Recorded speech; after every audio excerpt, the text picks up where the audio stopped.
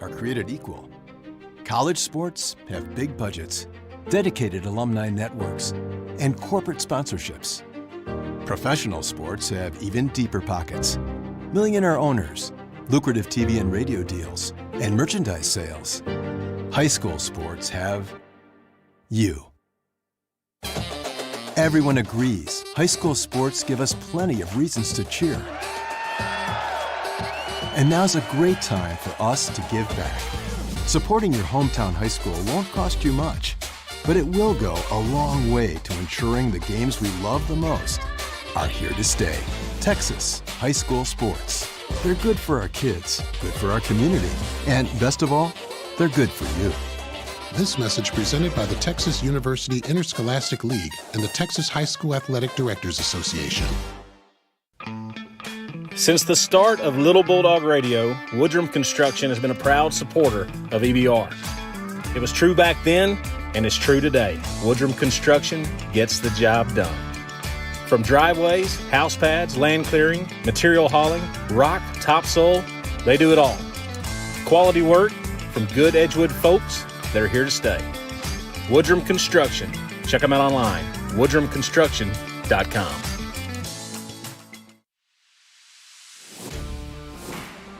Look, if you're a man and you don't like beef jerky, you probably drive a Prius. However, if you do like beef jerky, then you'll love a little hidden gem right here in Edgewood. They are in the beef jerky business, and cousin, business is a booming. East Texas Jerky ships their jerky all over the country. And the best part, they're right here in Edgewood. So whether you want some for yourself or your family, customers or employees, or if you're looking for new fundraiser opportunities for your organization, you got to get to know East Texas Jerky. You need teeth to eat it, so say no to drugs, but check them out online, easttexasjerky.com. Hey Bulldog fans, this is Elaine Fabry with RE/MAX Landmark. I'd like to say thank you to my clients, and I'd like to let everybody know that I'm here to help you with all your real estate needs. My number is 214-457-3676, ElaineFabry.com. Go Bulldogs! Whether you're buying or selling, when you think real estate, think Elaine Fabry and RE/MAX Landmark. 214-457-3676, ElaineFabry.com.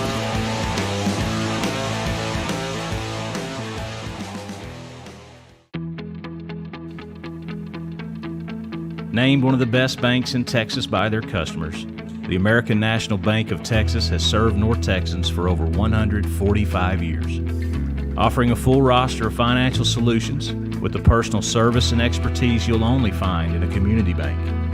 And that is a winning combination. Stop by a local banking center or visit anbtx.com, that's anbtx.com, to view a full lineup of products, tools, and locations. The American National Bank of Texas, your bank for life. Member FDIC, equal housing lender.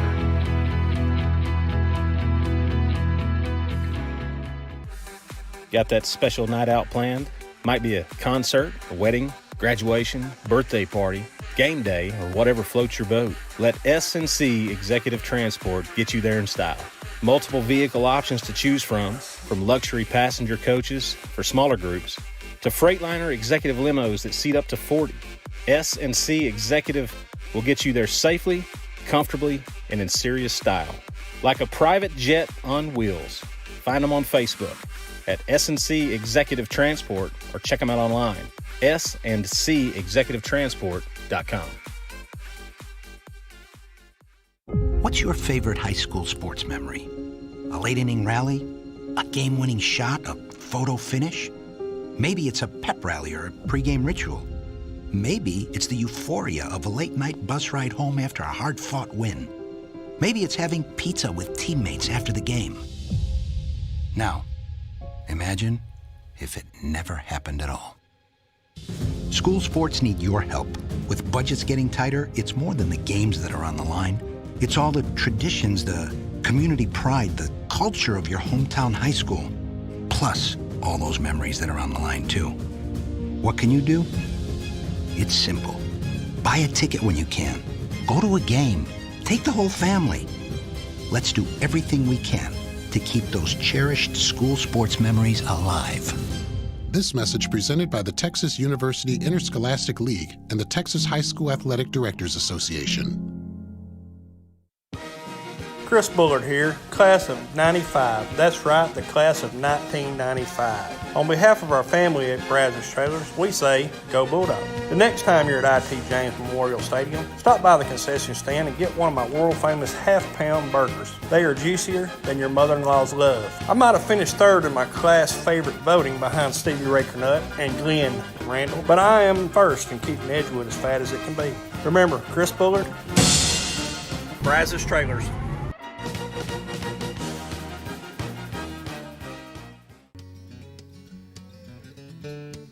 Without question, in my mind, it's the service that stands out to me when I go to the Lumberyard Cafe. Monica and Tommy have taken all the little things they learned through years in the business, and I can tell you unequivocally they know how to run a restaurant.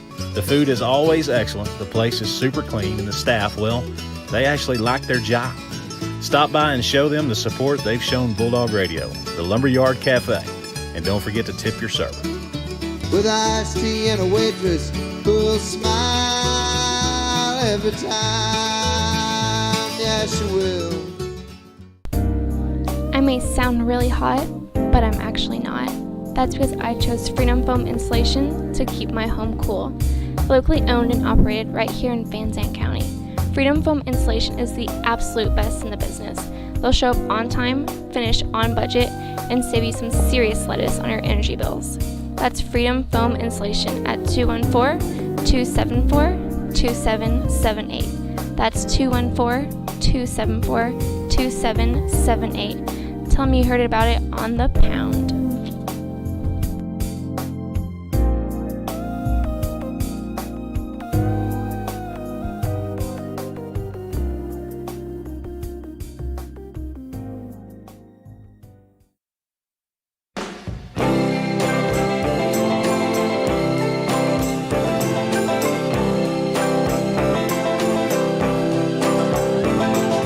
Once upon a time you dressed so fine, threw the bumps of dime in your prime. Didn't you? People call, say beware doll, you're bound to fall. You thought they were all kidding you. You used to laugh about everybody that was hanging out. Now you don't talk so loud. Now you don't seem so proud about having to be scrounging your next meal. How does it feel? How does it feel to be without a home? Like a complete unknown, like a rolling stone.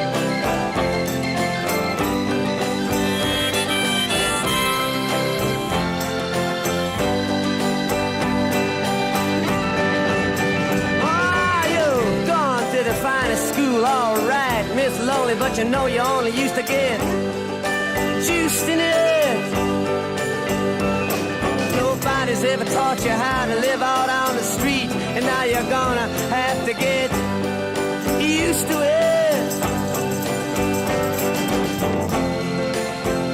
You say you never compromise with a mystery tramp, but now you realize he's not selling any alibis as you stare into the vacuum of his eyes and say, do you want to make a deal? How does it feel? How does it feel to be on your own?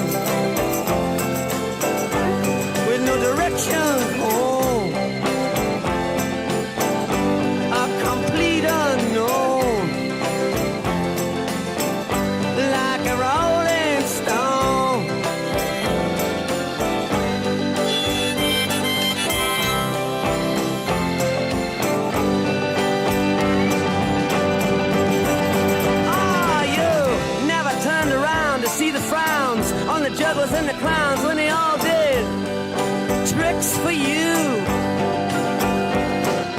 Never understood that it ain't no good. You shouldn't let other people get your kicks for you. You used to ride on a chrome horse with your diplomat, who carried on his shoulder a Siamese cat. Ain't it hard when you discover that he really wasn't where it's at? After he took from you everything he could steal. How does it feel? How does it feel to have you on your own with no direction home, like a complete unknown, like a rolling stone?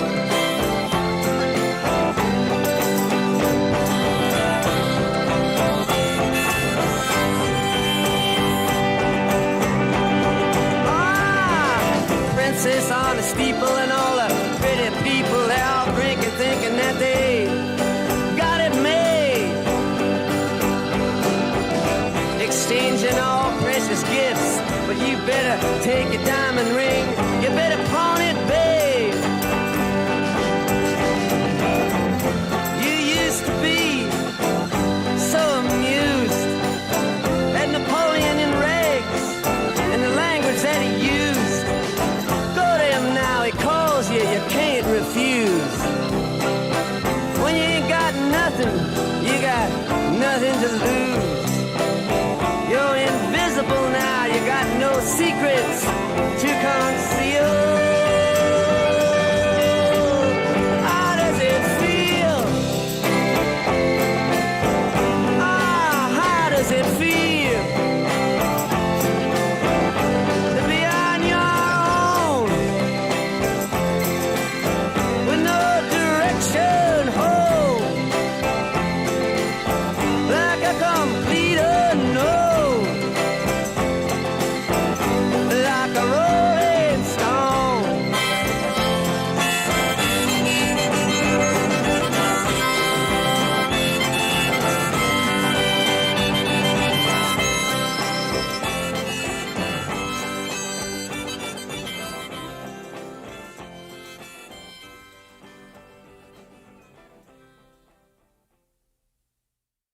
Failed to get through to them as coaches.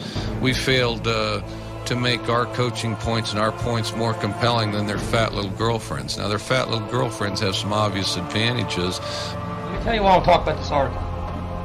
3/4 of this is inaccurate. It's fiction. And this article embarrasses me to be involved with athletics. I mean, if you're not going to recover Greg Graham, if you're just going to let him drive by you, if the rest of you are going to let him catch the ball outside the 3-second lane and drive all the way in here without one guy challenging him, then I'm leaving and you guys will run till you can't even suffer. So I'm tired of this. That's how I feel. Damn sick and tired of getting out-rebounded. 25 offensive rebounds. First time we block out, we get called for a damn block out. We're pushing people.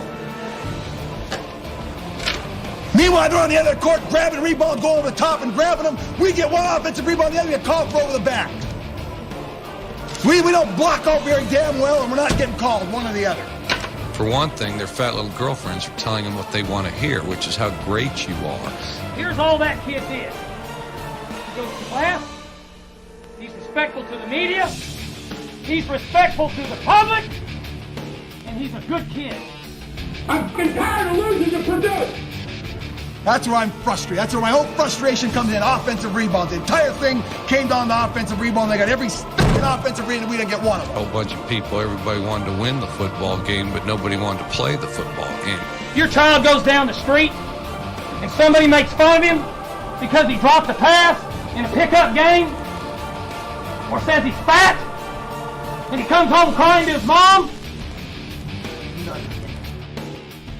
Now you may be, but I'm not. And I'm going to guarantee you that if we don't play up there Monday night, you aren't going to believe the next 4 days. What else do you want to know? Is it just me? Am I the only one? It came down to offensive rebounds. The whole game was offensive rebounds. Well, that defies every level of work ethic that exists with regard to football. And as coaches, we have to solve our failure on reaching them. The players have to listen. And I'm willing to go to fairly amazing lengths to try to make that happen. If you want to go after an athlete, one of my athletes, you go after one that doesn't do the right thing. And I mean, you will not put me in that position again, or you will not pay for it like you can't believe. Now you better get your head out. Krista Clement blocks out, gets called for blocking out. Krista Phillips goes up for our only offensive rebound in the second half, gets it over the back call. Meanwhile, they're getting rebounds like they're going out of... I don't know if I'll be successful this week or not, but you know, I am going to try, and there will be some people inconvenienced, and if it happens to be their fat little girlfriends, too bad. I'll bet any money I go back to the videotape and watch it. There's a lot of shoving going on. We didn't get one damn call the entire game. Where are we at in society today? Come after me! I'm a man! I'm 40!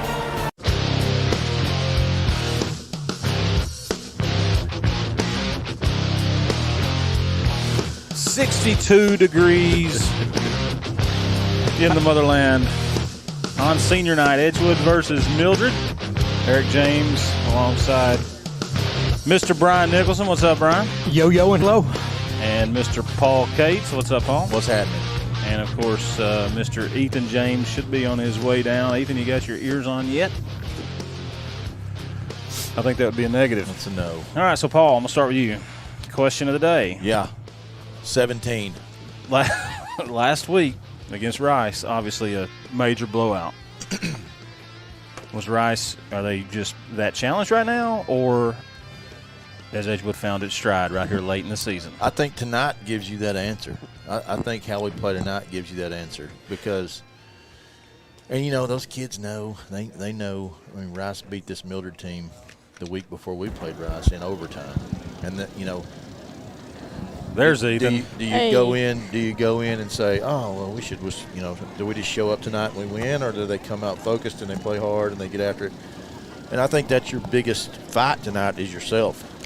You know, I love Paul, I support him all the time. But are we running for political office here?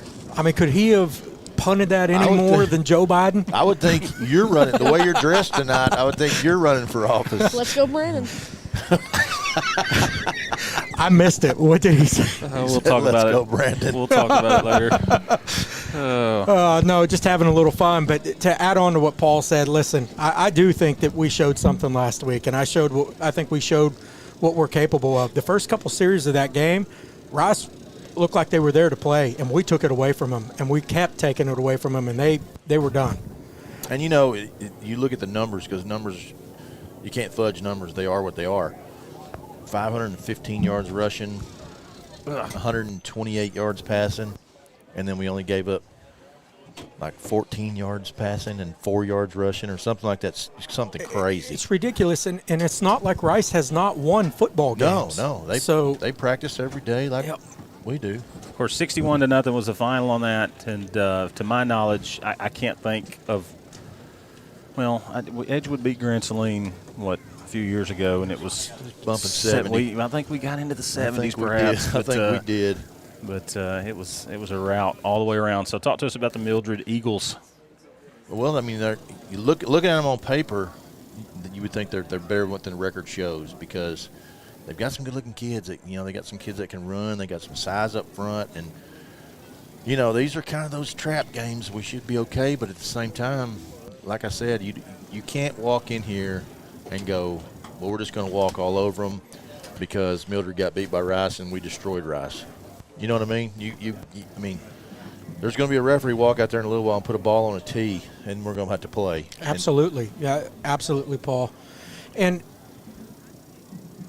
I'm curious to see if there is any hangover from last week. I think it'll be taken care of pretty quick if there is any. But I'm anxious to see how the kids come out, if they're pumped up, ready to go. I mean, this senior night, last home game ever for a lot of these kids. So, anyway. So, by all accounts, it appears that it's going to be Leonard in the first round. Assuming that we take care of business tonight against Mildred. And how did Mildred? Well, and there's still some things that could happen in that other district over there that could change that 3 spot. Now, they're kind of far-fetched, but more than likely to what you're pointing out to, Eric, it's probably going to be Leonard. And they have a kid that's a player. Is that the quarterback? Quarterback and free safety, and they say he's probably going to be the best player we've seen all year. All right, how about that? Yep. So, well, we're waiting on the teams here. Our timing seems to be a little bit off. No one's at the run-through yet. Let's take a short break. You're listening to Edgewood Football. Edgewood versus Mildred coming up next on EBR. Hey, Bulldog fans, this is Elaine Fabry with RE/MAX Landmark. I'd like to say thank you to my clients, and I'd like to let everybody know that I'm here to help you with all your real estate needs. My number is 214-457-3676, ElaineFabry.com. Go Bulldogs! Whether you're buying or selling, when you think real estate, think Elaine Fabry and RE/MAX Landmark. 214-457-3676, ElaineFabry.com.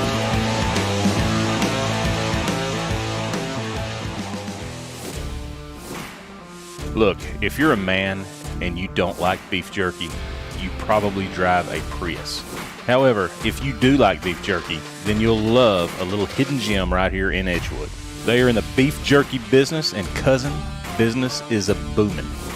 East Texas Jerky ships their jerky all over the country. And the best part, they're right here in Edgewood. So whether you want some for yourself or your family, customers or employees, or if you're looking for new fundraiser opportunities for your organization, you got to get to know East Texas Jerky.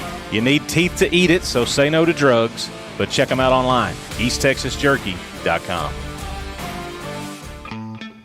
Since the start of Little Bulldog Radio, Woodrum Construction has been a proud supporter of EBR. It was true back then, and it's true today. Woodrum Construction gets the job done. From driveways, house pads, land clearing, material hauling, rock, topsoil, they do it all. Quality work from good Edgewood folks that are here to stay. Woodrum Construction. Check them out online, woodrumconstruction.com.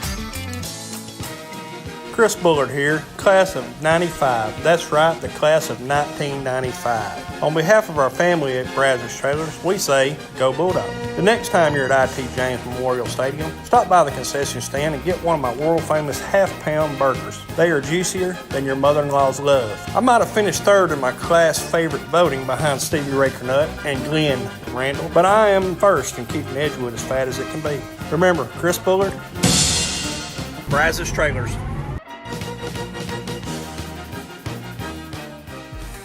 Got that special night out planned? Might be a concert, a wedding, graduation, birthday party, game day, or whatever floats your boat. Let S&C Executive Transport get you there in style. Multiple vehicle options to choose from luxury passenger coaches for smaller groups to Freightliner executive limos that seat up to 40. S&C Executive will get you there safely, comfortably, and in serious style. Like a private jet on wheels. Find them on Facebook at S&C Executive Transport or check them out online, sandcexecutivetransport.com. So finally, the Edgewood Bulldogs have shown up to their run-through, Paul, Brian. Edgewood versus Mildred. We're just moments away. The Mildred Eagles have yet to come out of the locker room. They're in the tunnel. They are in the tunnel. They're in the Okay. tunnel. All right. So very suspenseful evening here. We don't really know what's going on. A lot of antics, and we are showing 3 minutes and 29 seconds away from kickoff, and we don't have anybody on the football field yet. National anthem still to come. Senior night here in Edgewood.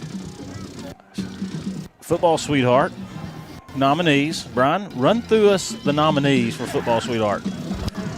Ansley Cassell was the freshman nominee. Okay. Yeah. Anna Nicholson was the sophomore. Do you know that one? Yes. Brooklyn McPherson was the junior, and Emma Kimbrough was the senior. Okay, and who was victorious? Brooklyn McPherson. Brooklyn McPherson. So congrats to that kid. And a lot of seniors lined up. They honor the cross country. They honor volleyball, football, band. What am I missing, guys? Cheerleaders. So we'll have the ceremonial coin toss. Pretty sure they did this already, right? Didn't they, Paul? Yeah. This is the formality of it. Actually, they're not even going to do it. I guess they'll do it after the national anthem. Yeah. I'm a little wheels off tonight.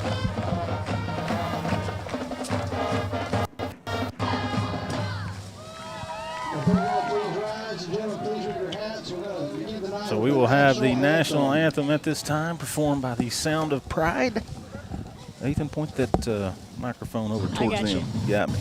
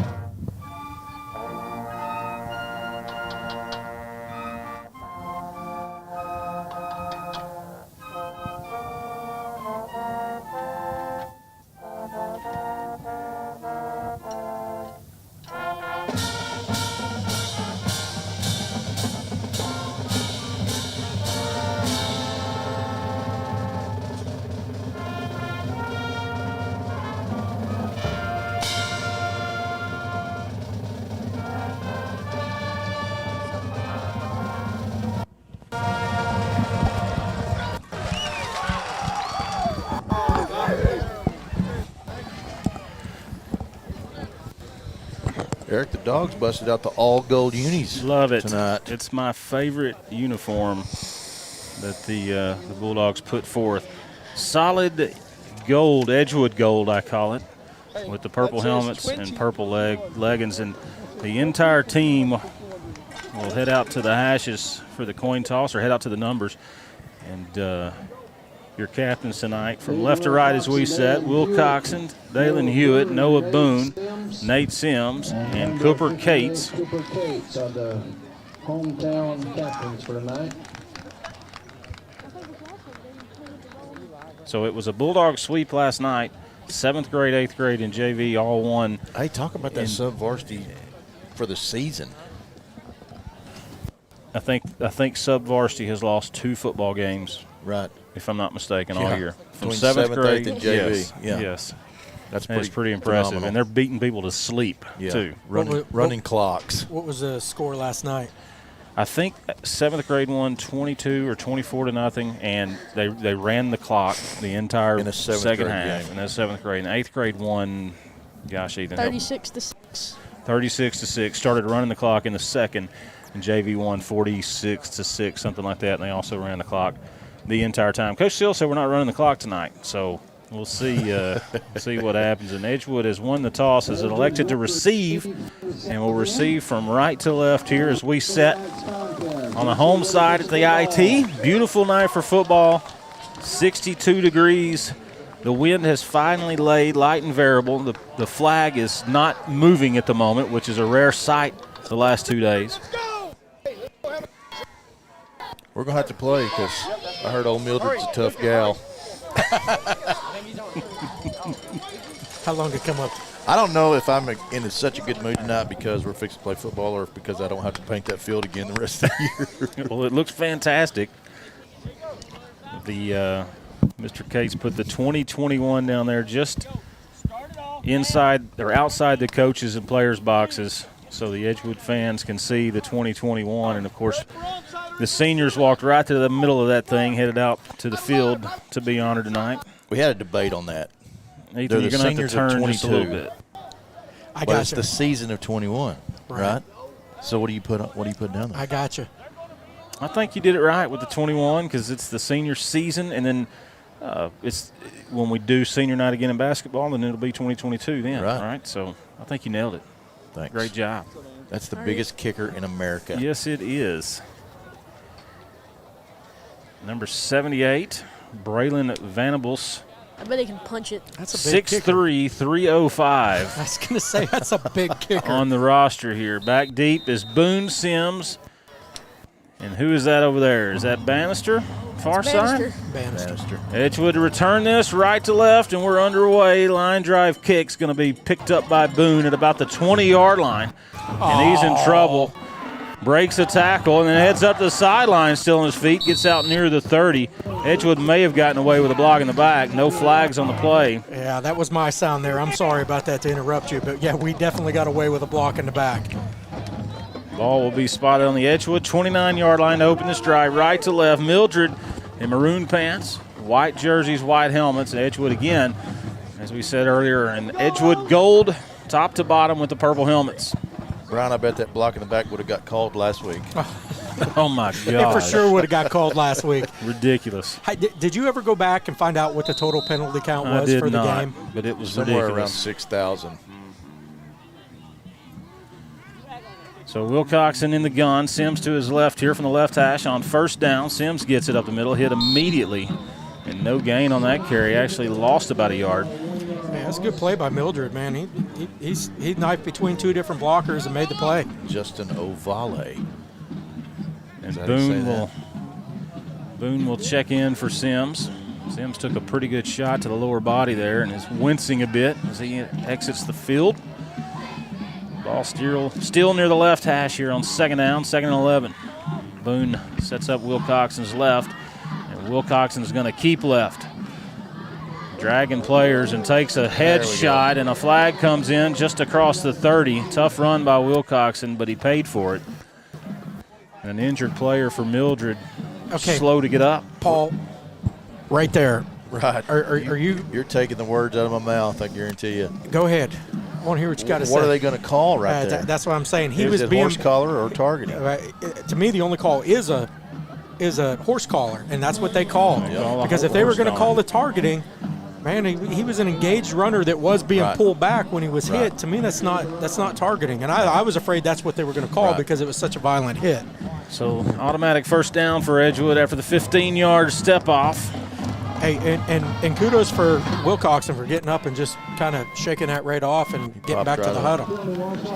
But guys, we got some people back in the lineup tonight. We got Mr. Dalen Hewitt back on the field after a couple week recovery from an injury. Good to see him back. Mr. Hewitt and Mr. Bass working that left side up front. 46-yard line, first down, left hash. Boone to Wilcoxon's right, claps twice, fake give Boone. Wilcoxon's going to keep right. Man in pursuit, and Wilcoxon just outruns everybody up the sideline across the 30 before he's run out of bounds. He's so quick. Just a quarterback keeper, off that zone play, fakes the handoff to the running back coming to the left, and he pulls and keeps going around the right side. And nobody had blocked the defensive end, which is by design, but he just ran past him. Well, that's twice we've learned that they flip-flopped that defensive end, and it was a big number 78. I believe it's a kid that kicked off. Yeah, it was. And he's not going to catch Wilcoxon. He's not going to catch him, and I'm wondering if that's part of, they were targeting him. Now that he's on this side of the play, let's see if we run at him here. From the Mildred 27, swing pass out to Fabry. Fabry breaks a tackle, lunges forward to the 20. Nice little 7-yard pickup for Fabry. He does a good job catching the ball and getting right upfield. You're exactly right, Brian. I mean, he's looking to gain yards the second he gets the ball in his hands. Edgewood working the left hash here, working in right to left as we set. Just underway in the first opening drive for Edgewood here at IT James Memorial Stadium. And it's Boone to the junior Wilcoxon's right. Bannister goes in motion and gets it on the jet sweep, working away from us, cuts back in. Spins out of a tackle, lunges forward near the 10-yard line, first down Edgewood. You know what I like what he did right there, Eric, is he cut that up in real quick, a lot sooner than it's designed. But after he cut it up in, he still ended up taking it back out and was able to maximize his gain. Great run. First and goal from the 10-yard line here. Man slides in motion, and it's Fabry. And Fabry will get it on the sweep coming our side, cuts back in, wrapped up. Picks up a couple. We believe the ball came out, waiting on an indication. They got it. Yep. And it does perhaps appear to be Mildred's ball, and it is. So a turnover is going to go Mildred's way as Edgewood was threatening to score. Mildred will take over from their own 7-yard line, working in left to right now. Man, those are the ones that kill you when you go all the way down the field and then let it go inside the 10-yard line. But defense has got to step up here, pick themselves up. 9:58 left to go in the first. Edgewood turned the ball over on the Mildred 7-yard line on their opening drive. Mildred with their initial drive of the ball game here tonight. 2 receivers each side. Shotgun formation, keeps left. No suit. Very little gain. Who's my quarterback there, guys? Was that number 7? Ethan Fry. He's not listed as a quarterback, and he's actually listed as a fullback. But he sure took that snap, didn't he? 5'9", 160-pound junior. Well, it looks like Mildred's going to be in no hurry to run plays because they ran 4 kids over to the sidelines to get the play, and now they're running back in. That's old school. Yeah, I suspect you'll see a lot of that tonight. They don't want this thing to become a track meet. 6 is actually your quarterback. 6. 7's the running back. Okay, Callahan takes the snap, and Callahan drops the football, but I believe recovered it. No gain. Well, it looked like they were going to run triple option, Paul. Yeah. So that's going to make it 3rd and long. And he tried to take it back from the fullback, and the fullback, I think, tried to take it, and the ball ended up on the ground. Jake Callahan, 185-pound junior, stands at 6 foot tall and is the quarterback for the Eagles of Mildred here. 3rd and 9 for Mildred from their own 8-yard line. Going left to right here. 8:37 remaining in the first. Still scoreless. Final regular season game for the Edgewood Bulldogs tonight as we have a bye in Week 10. Callahan out of the shotguns, going deep up the right side into double coverage, and good defense by Edgewood. I believe it was number Austin 13, Hayes. Austin Hayes coming over knocking that thing loose. So pass is incomplete, 4th and 9. Hey, he did a really good job coming over from the safety spot and going up high and attacking that football. They tried to hit their go-to guy, number 3. What do we say his name? Cody Hayes. Yeah, he's kind of been their playmaker all year. Tried to hit him going down the sidelines for a deep pass, and Austin, like you said, Brian, did a great job coming over the top. It'll be Bannister back deep to receive the punt here. There's the snap. Wobbling short punt's going to hit the deck about the 32-yard line and check up at about the 36-yard line. Great field position for Edgewood. Great job by the defense, to get that ball right back after the turnover. Hopefully the offense comes back out here and we punch it in and keep on moving.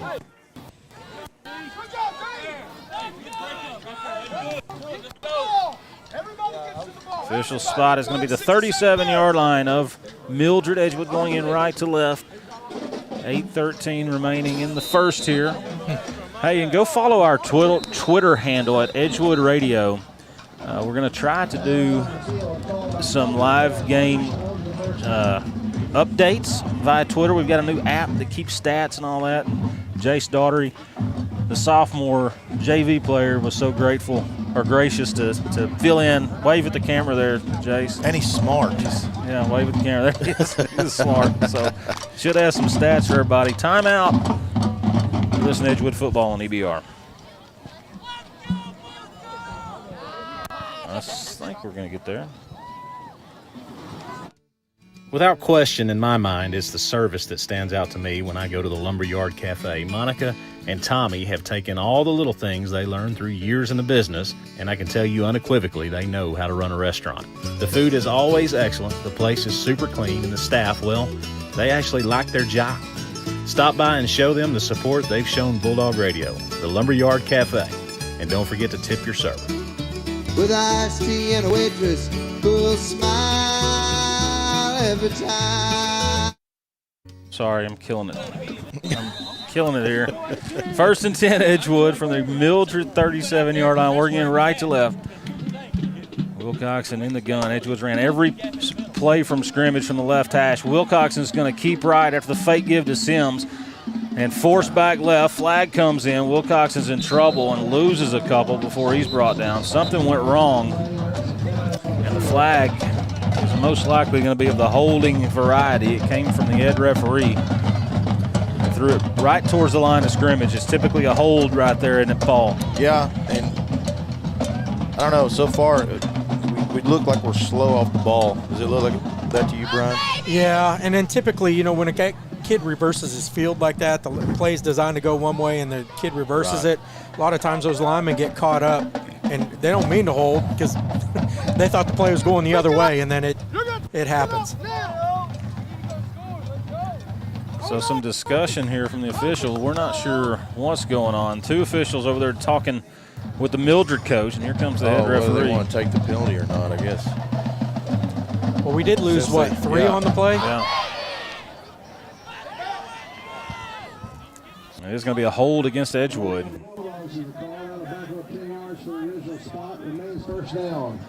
So it'll make it 1st and 20 for Edgewood. Mildred did accept the penalty, pushes Edgewood back to the Mildred 47-yard line. 8 minutes left in the first, still scored. A second drive for Edgewood. First one resulted in a turnover down at the 7-yard line of Mildred as Edgewood was threatening. Mildred quickly 3 and out from there, the punt.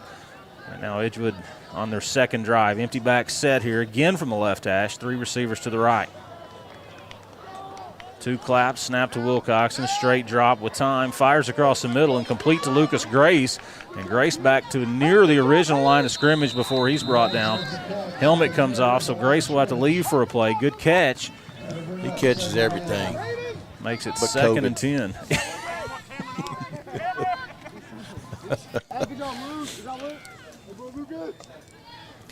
Lucas may have the best immune system in America.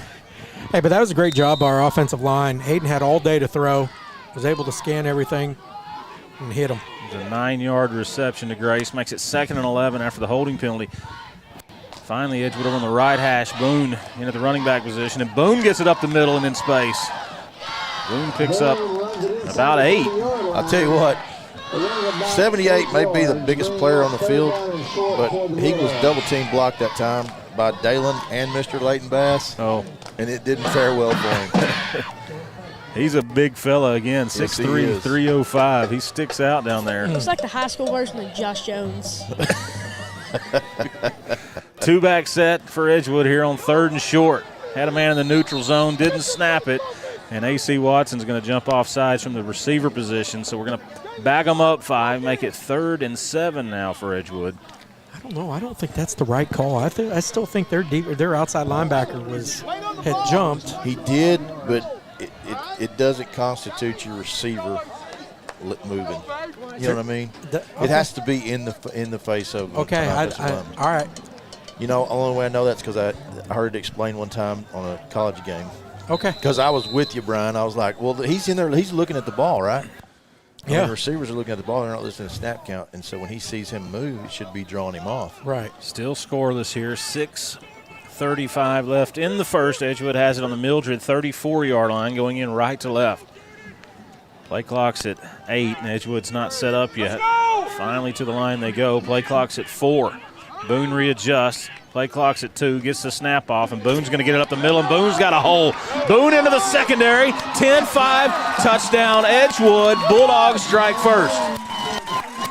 And Dalen Hewitt blocked the defensive end he blocked him out of bounds. All the way out of bounds. 34-yard touchdown carry by Noah Boone. Puts Edgewood up 6-0, 6:13 left in the first. Nothing more demoralizing than a running back going right up the gut untouched. Yeah, when you had them 1st and 20. Yes. We got some more free-range children up here tonight, guys. So Ramirez on for the point after. He's been pretty solid this year. Snaps, hold, kick is what, Paul? Good as pork and beans. 7-0 Edgewood, 6:13 left to go in the first. Edgewood football on EBR. Named one of the best banks in Texas by their customers, the American National Bank of Texas has served North Texans for over 145 years. Offering a full roster of financial solutions with the personal service and expertise you'll only find in a community bank. And that is a winning combination.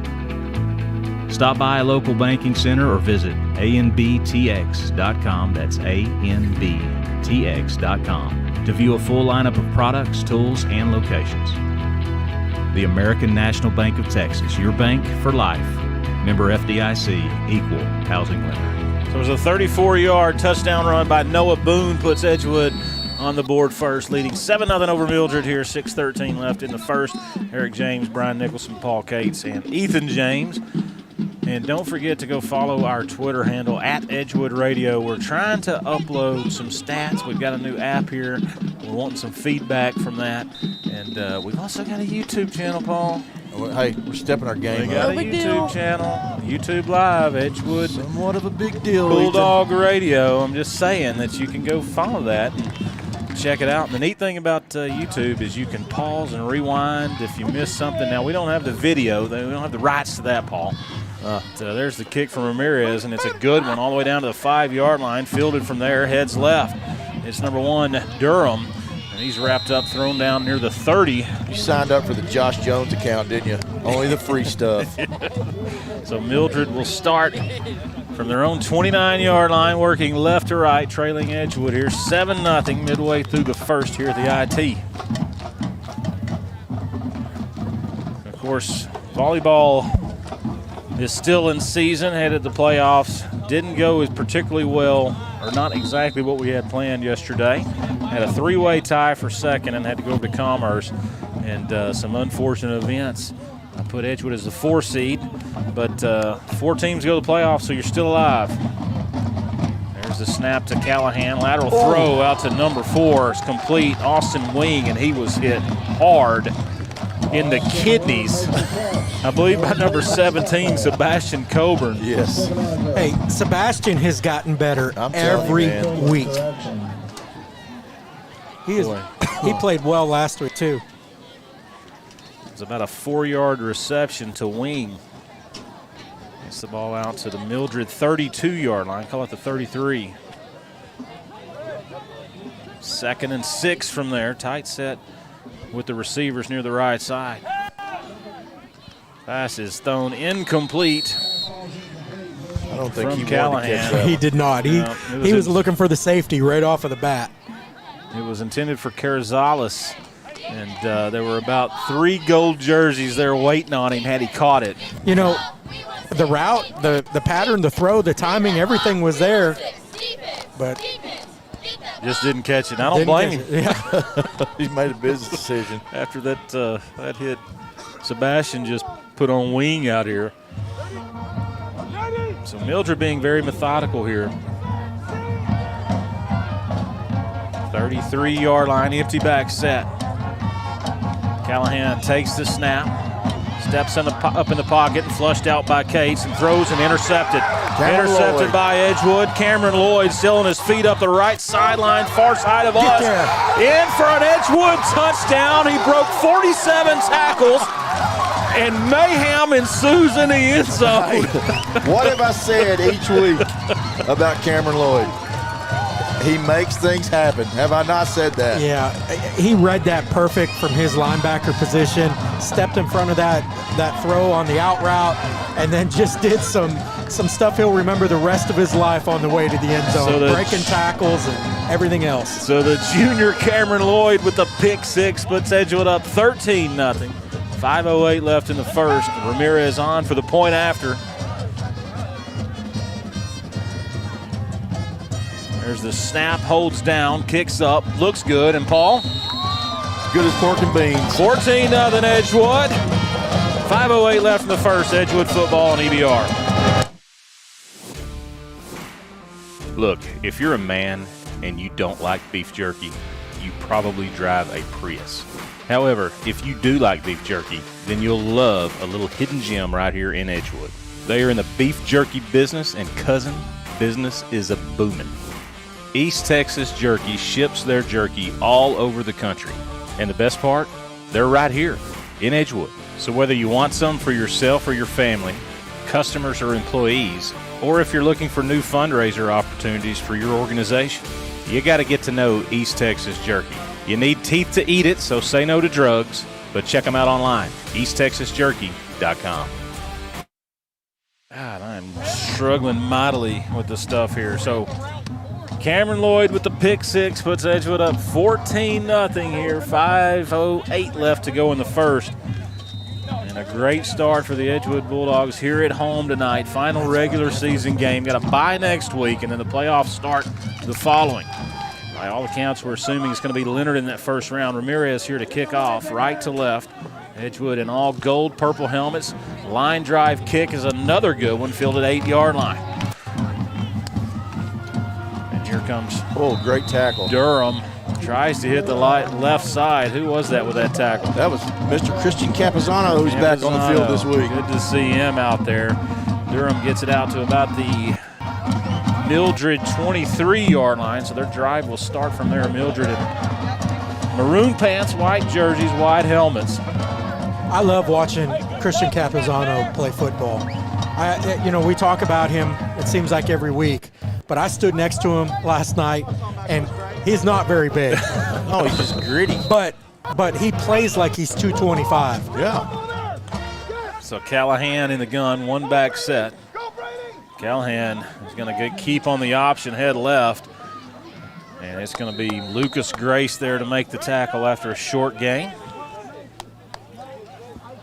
Hey, after a little bit of a slow start, where we kind of said it looked like we were moving a little slow, do you notice a little difference, Paul? Yeah, a little bit of sauce. I think that obviously the interception for the defense, that's all. You get a defensive touchdown or a special teams touchdown, that always gives you that big injection of momentum. But I don't know. It seemed like we got a pretty good pep in our step now. So Mildred is still sending kids out, and the play clock is at 8 before they even break the huddle. Hey, I need one guy talk. All the way down to 3, and there's the snap to Callahan. Barely gets it off. Callahan's going to keep on the read option and wrapped up from behind by Cooper Cates. No gain, third down. Cooper did a great job on that play, staying home, because when the quarterback broke back his way or cut back, there was nowhere for him to go. And Edgewood contended that there was a turnover there, but the official signaled that it will stay with Mildred. 3rd and 7 here. I think he said his forward progress had stopped at that point. Gotcha. 54, Nappy, Will.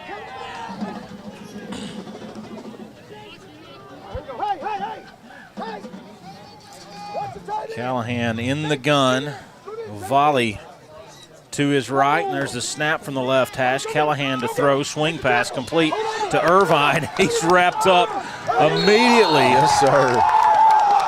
Short of the first down, 4th and about 5 for Mildred. Sebastian Colburn again made that play and came off. He read it, came off of his guy, came up and made that tackle, and then or stood him up, and then a whole host of Bulldogs came in and cleaned him up. You know what I'm seeing? Go ahead. From this defense? Gang tackle. They're hunting. Yep. I mean, hunting. 3 minutes left to go in the first. Edgewood up 14-0. Mildred has it on their own 29-yard line. 4th and 5. Are they going to go for it? They look as if they're going for it.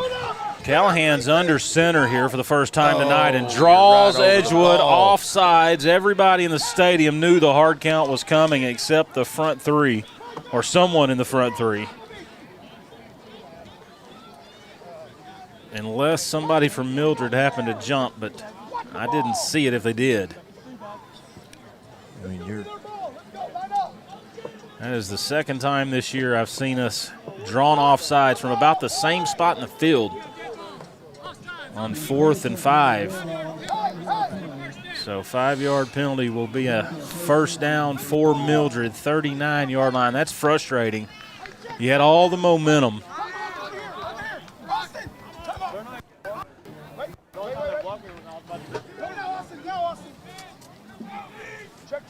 Callahan in the gun here. O'Volley sets up to his left hip from the right hash on first down. Callahan to throw is complete. An 8-yard reception to Austin Wing. Actually make it 9 yards. It's going to make it 2nd and 1 here. That's the same play that he dropped it on earlier. This time he pulled it in for a good gain. He hit that window. That's just that quick slant in between that corner and that safety, and it was thrown on time, like you said earlier, Brian, but that time they caught it. 2nd down and a yard. 2:08 left in the first. Edgewood up 14-0. Empty back set. Callahan in the gun, center of the field. Actually, that's going to be Ethan Fry in at the quarterback. He's going to keep left and be stopped short. Makes it third and about a half a yard. So it looks like they're kind of running Ethan Fry in, more or less, not exactly the Wildcat, but close to it. Every time he's taken the snap, he's run with it. He's listed as a fullback. Oh, they gave him the first down. Holy moly. Wow. That is a pretty generous spot there. 39-yard line, 1st and 10. Play clock is already at 8. Mildred still walking to the line. Play clock's at 4. 3. Finally, the snap to Callahan. Callahan rolls right, wrapped up on the blitz, and thrown down by Lucas Grace for a huge sack. That was huge. That was exactly what you needed right there. I have not seen him blitz very much this year from that position. And, boy, he come through there almost untouched and locked him up. Nice play. Perfect time for the blitz. Yep. Callahan was trying to roll to his right. Lucas Grace came in and popped him right from behind. About a 15-yard sack. And he was shot out of a cannon. He was moving. About a 12-yard sack. 2nd and 22. From the Mildred 32, there's a snap to Callahan. Looks to throw again, going deep up the right side. One-on-one coverage and a great catch. Great catch by number 4, Austin Wing, all the way down to the Edgewood 36-yard line. It was good coverage by Sebastian Coburn. The Wing able to pull it in. First down into Edgewood territory. I mean, the throw was good. The throw was really good, but the catch was fantastic. Yeah, it did. It's really hard to kind of lean back like that and let it kind of come in. He did a good job, like you said. Callahan's got an arm on him. And now we're going to have Ethan Fry in again. Nope, he's going to line up to Callahan's left. There's a snap. Fry gets it up the middle. Fry in space and wrapped up by Lucas Grace. 26-yard line, first down. And what's disheartening about this drive is you had them stop 4th and 5 and gave them a first down. Sure did. Gave him a freebie. And that's going to do it, I believe. Mildred's not going to run another play. So after one, Edgewood 14, Mildred 0, but Mildred deep in Edgewood territory near the red zone. Edgewood football on EBR. Got that special night out planned? Might be a concert, a wedding, graduation, birthday party, game day, or whatever floats your boat. Let S&C Executive Transport get you there in style. Multiple vehicle options to choose from luxury passenger coaches for smaller groups to Freightliner executive limos that seat up to 40. S&C Executive will get you there safely, comfortably, and in serious style. Like a private jet on wheels. Find them on Facebook at S&C Executive Transport or check them out online. S&CExecutiveTransport.com. So 14-0 Edgewood's lead after one here in Edgewood, but Mildred has it. The Edgewood 26-yard line. Edgewood had Mildred stop back 4th and 5 at their own end of the field. Drew Edgewood off sides and kept the drive going, and now Mildred threatening. Ethan, how upset were the coaches after we jumped off sides on that 4th down? Well, Coach Garrett he made some choice words. Let's just say that. He said, gosh darn it, didn't he? Gosh darn it. Dadgummit. But he said heck, too. You know, if they give you the dadgummit there, it's pretty bad. 26-yard line on first down from the right hash. We flop sides. Mildred going right to left now. And Fry gets it in space, breaks the tackle, touchdown Mildred on the first play from scrimmage in the second. Wow. That narrows this lead. Edgewood 14, Mildred 6, point after to come. Man, he went up the gut and cut to his left pretty hard. And when he cut to his left pretty hard, there was no pursuit there. No. It was a sprint to the end zone. I don't know what Mildred's kicking situation is. I didn't scope them out particularly well. but it looks as if Mildred's going to go for it. Empty back set here. Callahan in the gun. There's the snap, straight draw from Callahan. Plenty of time. Finally flushed right. Cates in pursuit. Throws it up for grabs. And ball is knocked incomplete. So the 2-point conversion fails. Score remains Edgewood 14, Mildred 6. Just underway in the second, Edgewood football and EBR. Since the start of Little Bulldog Radio, Woodrum Construction has been a proud supporter of EBR. It was true back then, and it's true today. Woodrum Construction gets the job done. From driveways, house pads, land clearing, material hauling, rock, topsoil, they do it all. Quality work from good Edgewood folks that are here to stay. Woodrum Construction. Check them out online, woodrumconstruction.com. So don't go away. We've still got football to play here. It was looking as if it was going to go all Edgewood's way there early. Had Mildred stopped on their own end, 4th and 5. Well, you know, this is Mildred's last game of the year. They're not going to make the playoffs. So but they should play next week, though, right? Well, that's true. I keep forgetting next week's our bye. So, yeah, but it's a big one for them because yeah. I know there's no moral victories in football, but sometimes there are. Right, right. There's not, but there is. So it'll be Big Braylon Venables to kick off. I wish you guys could see him. Number 78, 6'3", 305. Just a junior, Brian. Man, that's a big kid. Yes, he is. And he looks like a football player. Not necessarily a kicker. No. That one goes out of bounds near the 30. Out of bounds near the 30 on the kick. I mean, he's big. Big human. He is a big human.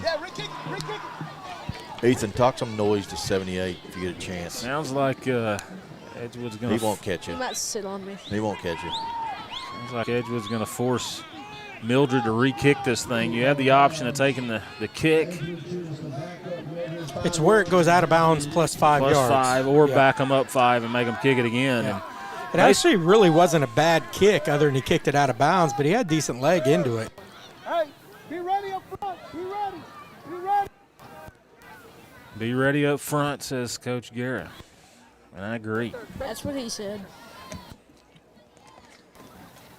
So just underway in the second here. Edgewood 14, Mildred 6.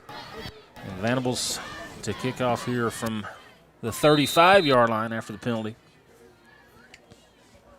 And that's a better kick by Venables. It's going to be fielded 25-yard line by Bannister. And Bannister heads right up the sideline, breaks the tackle, and finally wrapped up, thrown out of bounds at the Mildred 35-yard line. Good return by Bannister. Glad they took the penalty now. Hey, and he was patient. You see that? He was patient, let that wall set up. He's a smart football player, unlike his dad. 35-yard line of Mildred. So Edgewood will start this drive in Mildred territory here. Nate Sims in just off Wilcoxon's left hip on the right hash. Wilcoxon fake gives Sims, keeps left, hits the edge and has room. Wilcoxon a foot race to the 10 and pushed out of bounds inside the 10, 7-yard line. First and goal Edgewood from there. Boy, Paul, when he hits it, he hits an extra gear that a lot of people don't have. And very impressive run there because he took away some people's angles with his pure speed. He's got to be the fastest on the team. Got to be.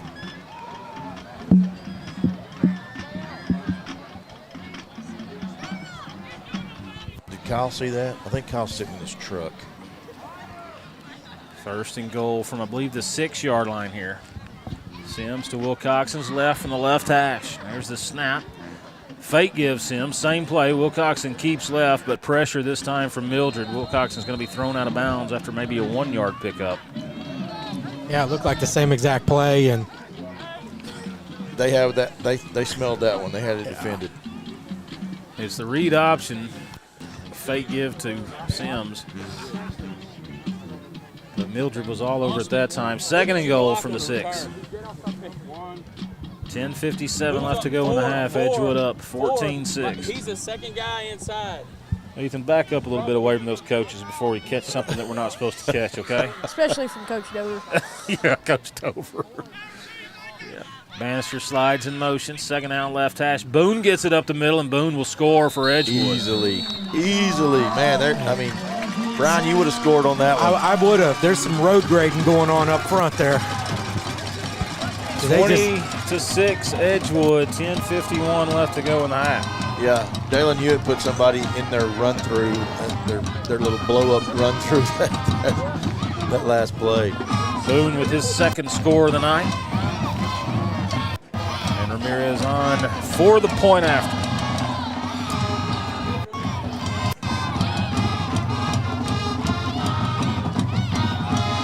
There's a snap, holds down, kicks up, and it's a monster. That's good pork and beans. That's better than pork and beans right there. I thought it was going to hit the scoreboard. I did too. Hey, that's a 40-yard field goal. He's got enough leg to kick it from 40. Yeah. 21-6, 11 minutes left to go in the half. Edgewood football, EBR. Chris Bullard here, class of 95. That's right, the class of 1995. On behalf of our family at Brazos Trailers, we say, go Bulldog. The next time you're at IT James Memorial Stadium, stop by the concession stand and get one of my world-famous half-pound burgers. They are juicier than your mother-in-law's love. I might have finished third in my class favorite voting behind Stevie Ray Kernut and Glenn Randall, but I am first in keeping Edgewood as fat as it can be. Remember, Chris Bullard, Brazos Trailers. 21-6 Edgewood on top of Mildred here. 11 minutes left to go in the half. Eric James, Brian Nicholson, Paul Cates, Ethan James, EBR. Final regular season game for the Bulldogs here. Bye week next week. Playoff the week following. And presumably that will be against Leonard. And the site, we've heard rumors about the site. I don't know if it's public knowledge or not yet, so I'll keep that in my pocket. But it's not Fort Worth, Paul. Yeah, or where'd we go that one year? Like Whitney? Yes. Onside kick from Edgewood, and it's a good one. Ball still loose, and I believe it's going to go Mildred's way. Whoa, we had it. Well executed onside kick by Ramirez. Just couldn't get the bounce. Edgewood had players there, so Mildred will start this drive from their own 42-yard line. The execution of everything was perfect. We had two different shots at that football and just could not pull it in. Totally caught them off guard because their up men were already heading back to block and didn't even know the ball was on the ground. So the front three for Edgewood here defensively is C, Drake Slavens, and Cooper Cates left to right. Near to far, as I said. Callahan in the gun. There's the snap, fake give. Callahan to throw. Going deep up the right side, incomplete. That's the first one he's thrown that was really off target a lot. Yeah. He actually showed pretty good arm strength there too. He sure did. That's a difficult pass from.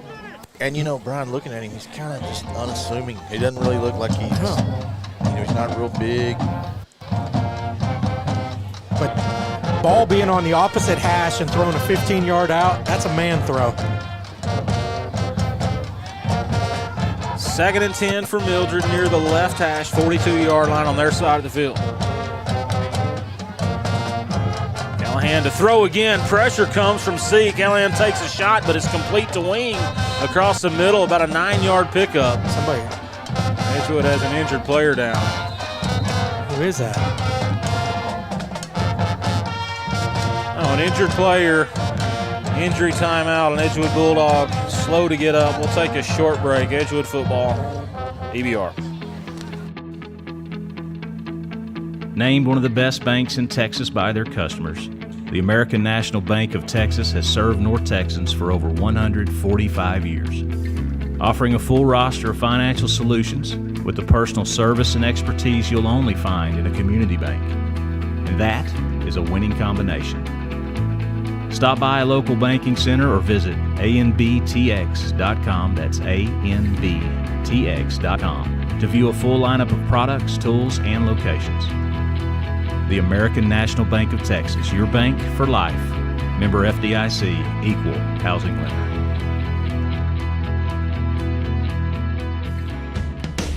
Bulldog fans, this is Elaine Fabry with RE/MAX Landmark. I'd like to say thank you to my clients, and I'd like to let everybody know that I'm here to help you with all your real estate needs. My number is 214-457-3676, ElaineFabry.com. Go Bulldogs! Whether you're buying or selling, when you think real estate, think Elaine Fabry and RE/MAX Landmark. 214-457-3676, ElaineFabry.com.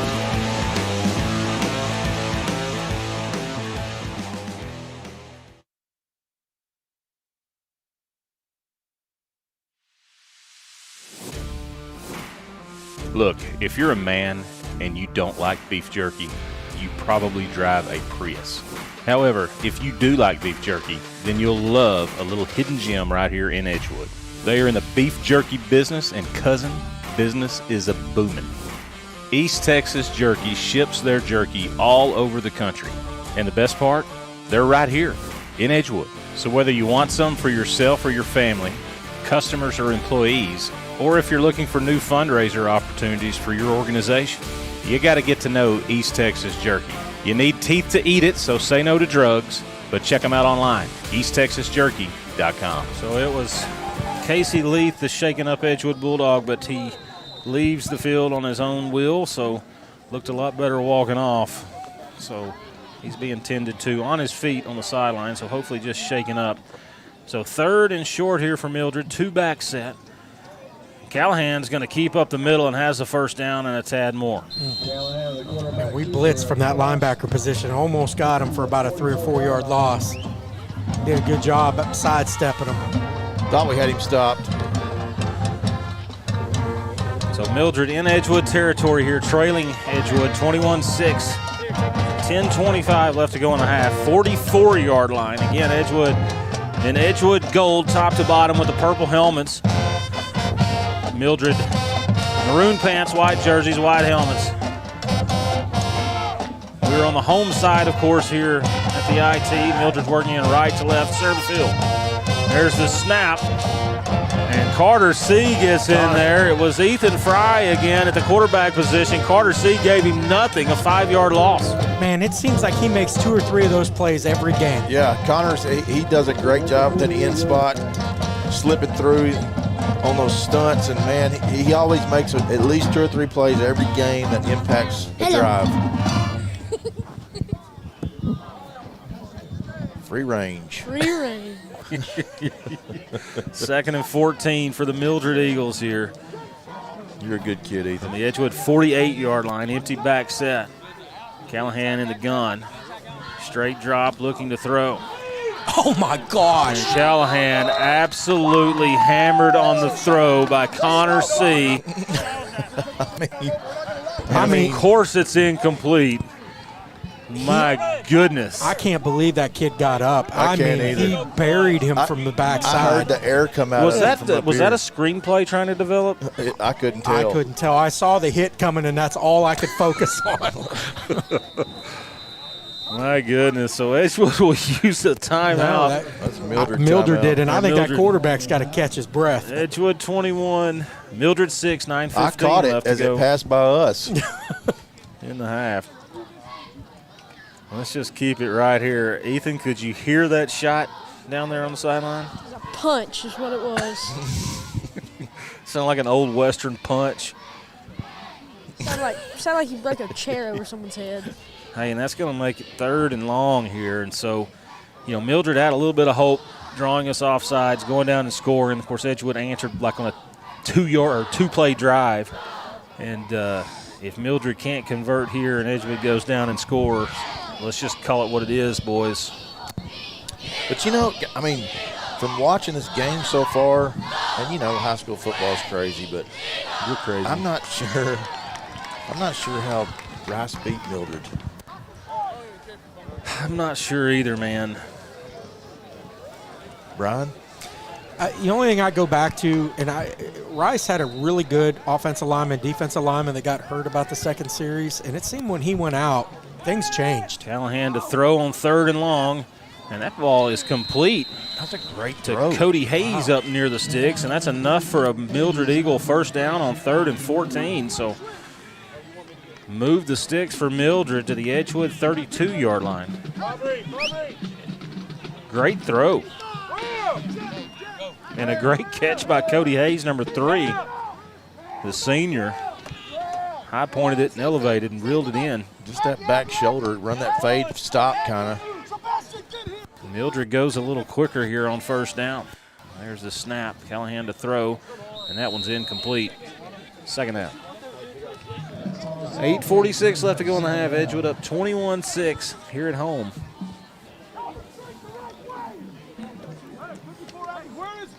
Ball is on the Edgewood 32-yard line. Mildred has it working in right to left.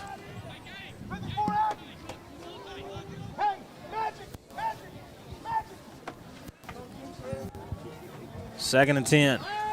Callahan, straight drop, going long up the right side into Dillard. Great catch in the end zone, and I believe that's going to be a touchdown Mildred, and it is.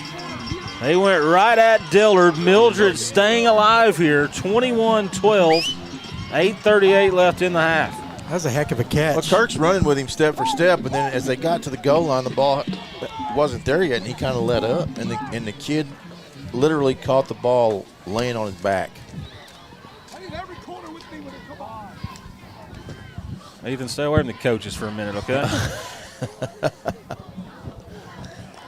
So Mildred to go for it here. Go for the 2-point conversion.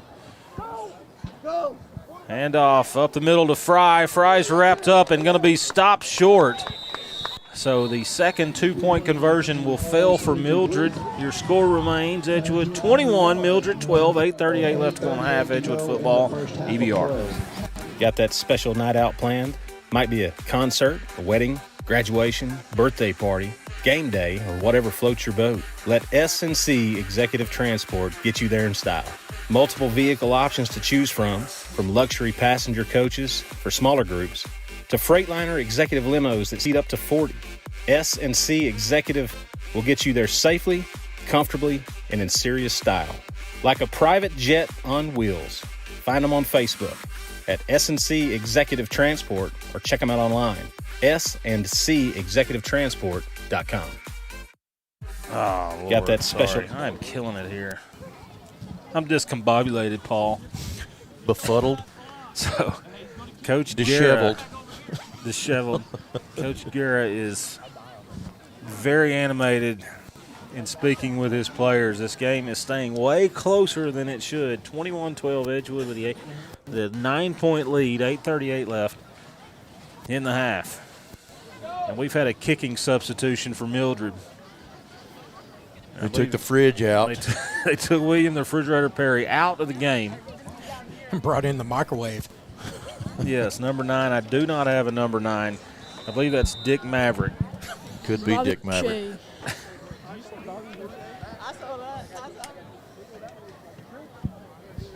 It's either Dick Maverick or Buck Stone.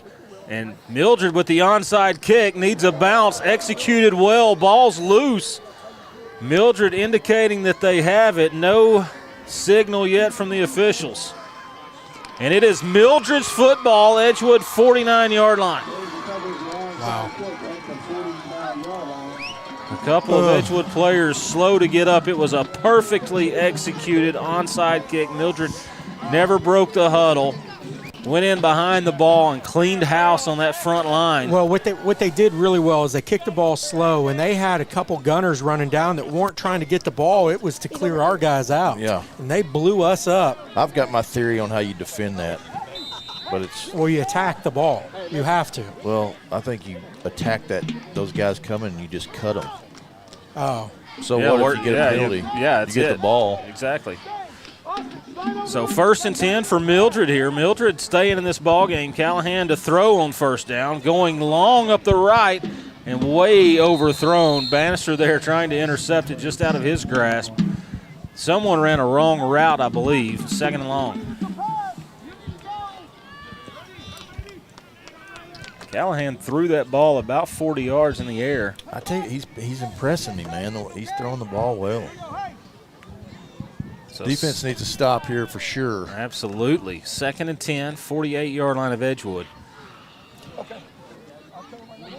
Brian, we've lost a little bit of that juice we had earlier. Oh, for sure. And then Callahan to throw on second down, rolls right, plenty of time. Fires across the middle to Wing, and Wing takes a big shot. Ball comes out. It was Casey Leith there laying the wood. Good to see Leith back out there. I think he feels better. I think he's fine. Man, that was a man hit right there. I'm telling you, perfect break on the ball. I wonder if Dusty got that one. 3rd and 10 for Mildred. That's separating the ball from the receiver. Yes, it is. That was I'm trying to remember who that reminds me of the most. Maybe Ronnie Lott. Oh, yeah. That's a good comparison. 3rd and 10, 48-yard line. Callahan's going to give it to Fry up the middle. Fry's going to get very little. Stood up after about a 1-yard pickup. You know, another one that early in his career that was like that's a little more recent. I guess he's been retired for 5 or 6 years now, but is Rodney Harrison. Oh, He used to hit you. And then when you and I, Paul, were growing up, the one that I liked played for the Denver Broncos. Steve Atwater. That's Atwater. Man. That hit he laid on Christian Okoye. Oh, unforgettable. What? Yes. So the 1-yard pickup by Fry is going to make it 4th and 9. Nigerian Nightmare, all 245 pounds of him, and he put him on his can. That was back before targeting was ever thought of. It was encouraged. So Mildred's going to call timeout here to talk it over. The ball is on the Edgewood 47-yard line. It's 4th and 9. It would not shock me one bit to see Mildred come out and go for this thing. Nope. Why not? Well, they pulled out all Absolutely not. stops. Yep. I mean, and they're still in this ball game with 7 minutes Sure left. They are.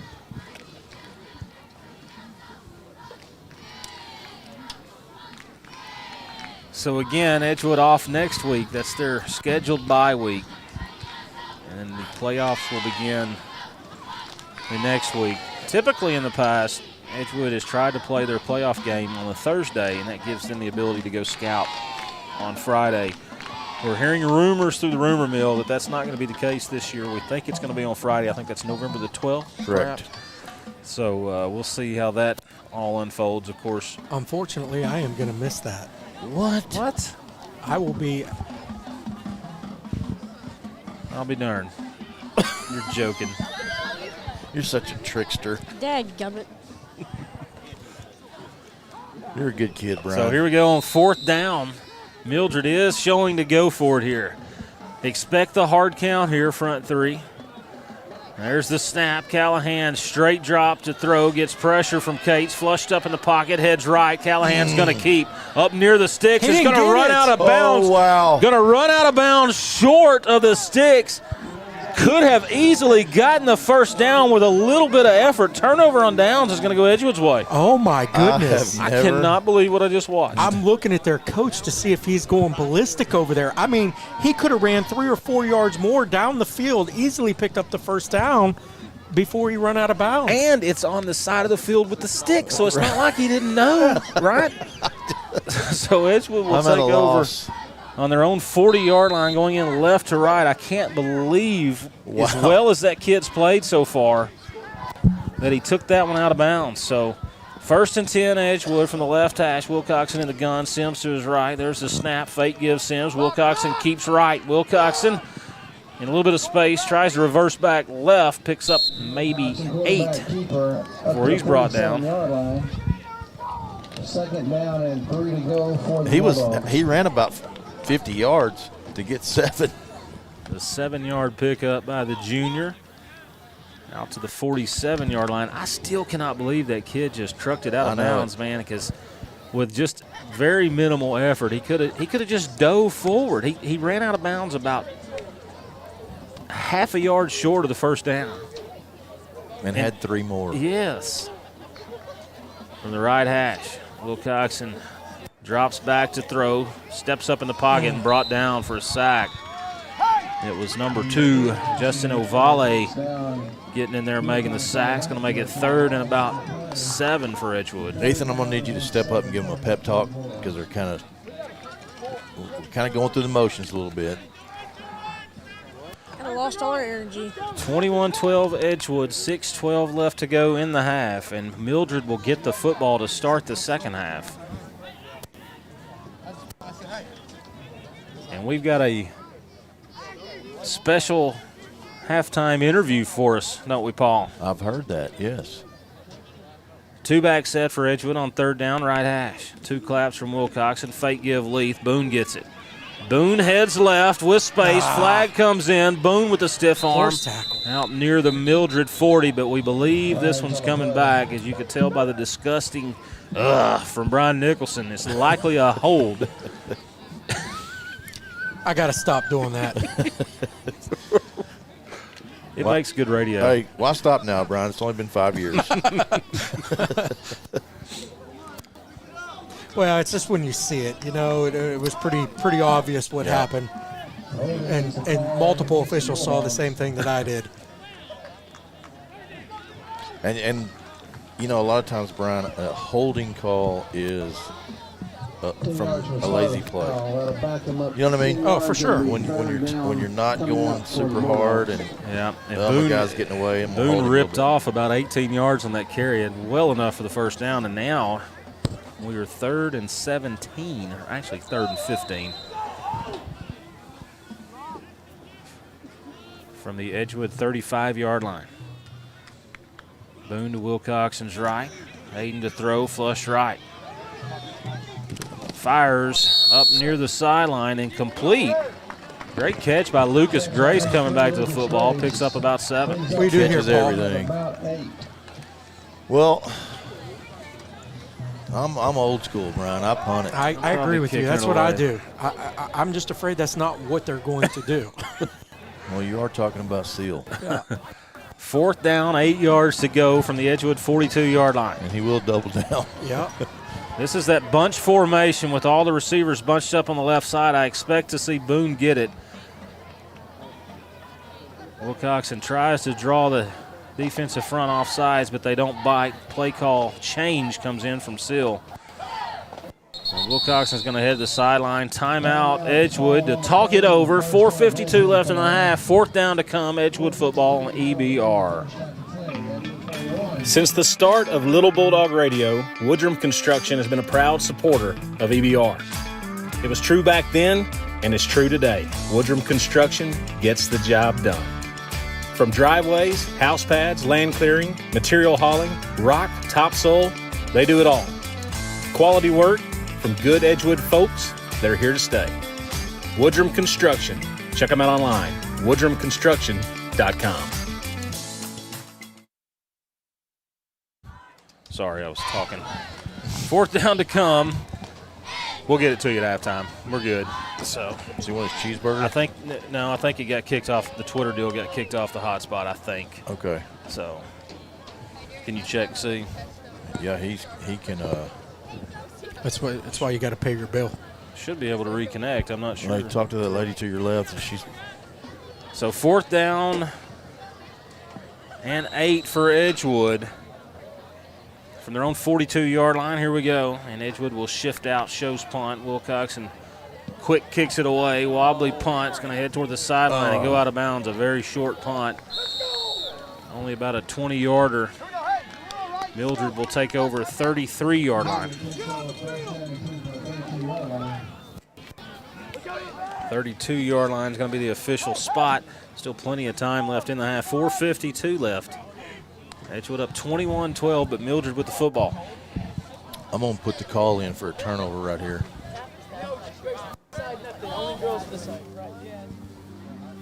You calling it? Yep, I'm calling it. Maybe not this play, but this possession.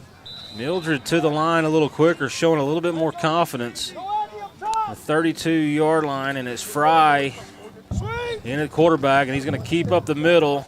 And a good push by the defensive front, no gain. Maybe actually about a 3-yard gain after the spot. 2 yards, the 34-yard line.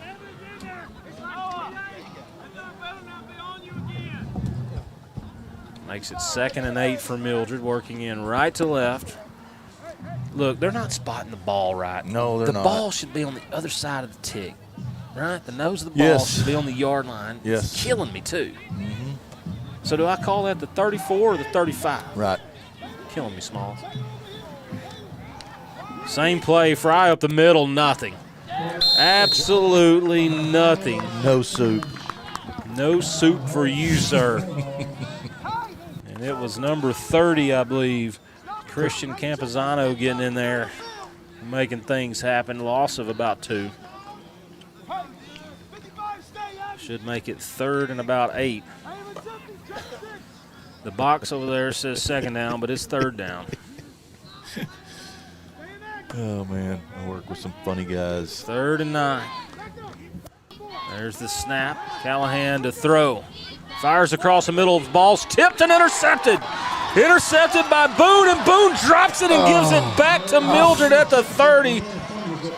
Boone had the pick, was trying to turn it into something, had it jarred loose. Mildred gets the football back, 30-yard line. Well, I called the turnover, but I didn't call the turnover after the turnover. You didn't call 2 turnovers. No. Man, that stinks. And it's a 1st down for Mildred. So. Oh, man. 3:27 left in the half. Edgewood up 21-12. Mildred still hanging around here with the football from their own 30-yard line. Zany things are happening. I know we keep shooting ourselves in the foot. You can't keep letting them hang around. You can't, because then they start to believe, and then it becomes a really close game. 2-back set. Fry gets it up the middle, and Fry in space picks up about 8.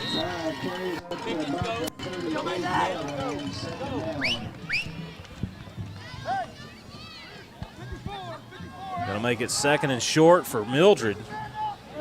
On their own 38-yard line to gains the 40. Brian, if I'm Mildred, I'd come back to that option. Absolutely. 3 minutes left. Mildred's kind of slowed things down here in the huddle. I believe Mildred has 2 timeouts remaining. Yeah, I think you're right. Actually, this is 0. They have 0 timeouts. Okay, I think I'd speed things up a little bit then. 2-back set, Callahan in the gun, and off Fry up the middle, and Fry's hit hard by Lucas Grace, but not before he picks up the 1st down. So move the sticks. Mildred out to their own 42-yard line. 2:28 left. Edgewood up 21-12 here in Edgewood.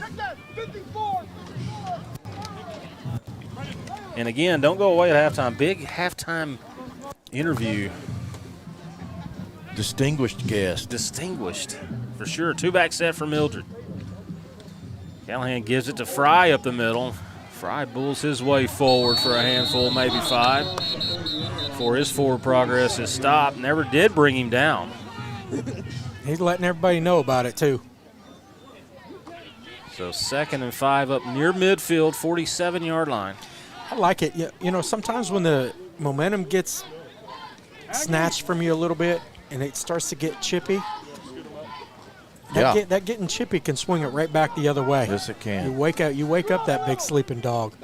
2nd and 5, 47-yard line, 2-back set.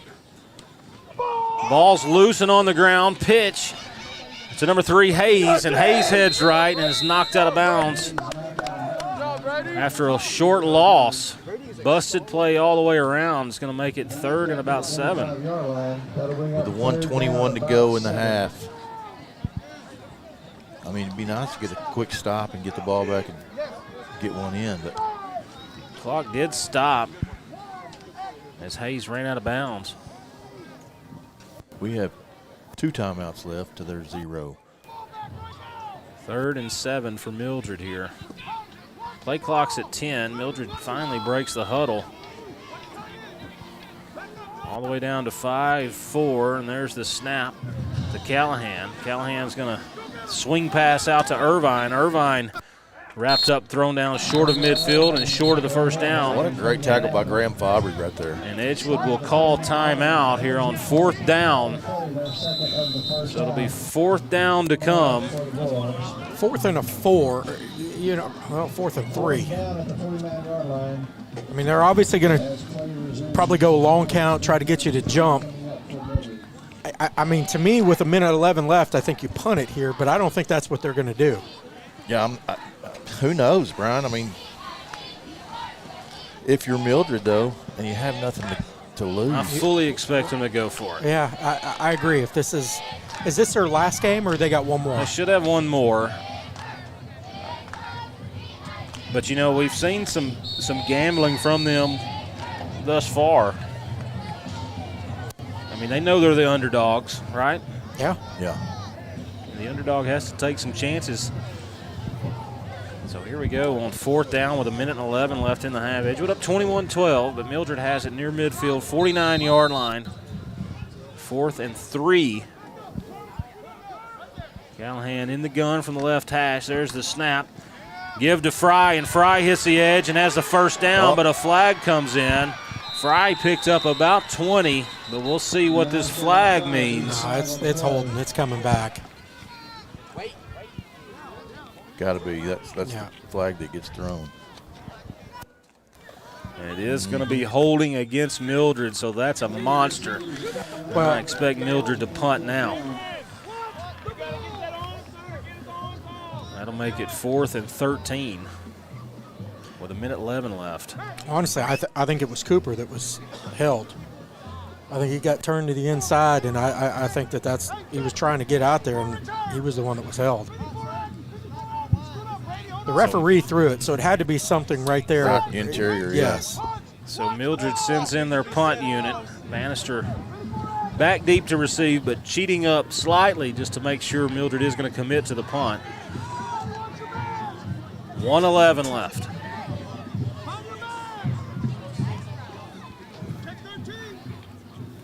What are we waiting on? I had to adjust the clock. Okay.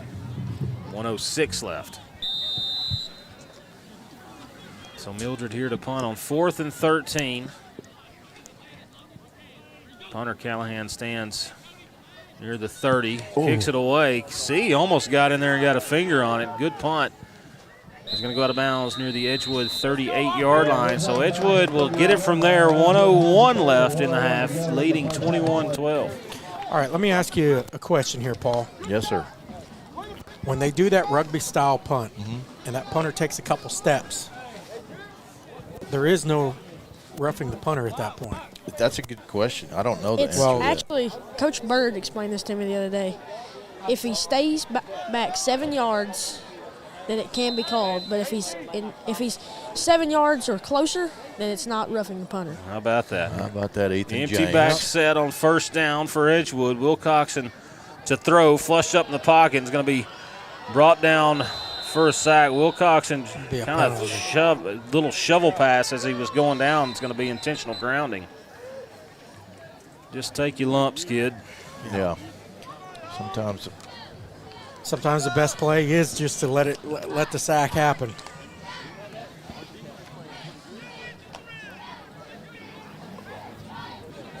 So it will be intentional grounding against Edgewood.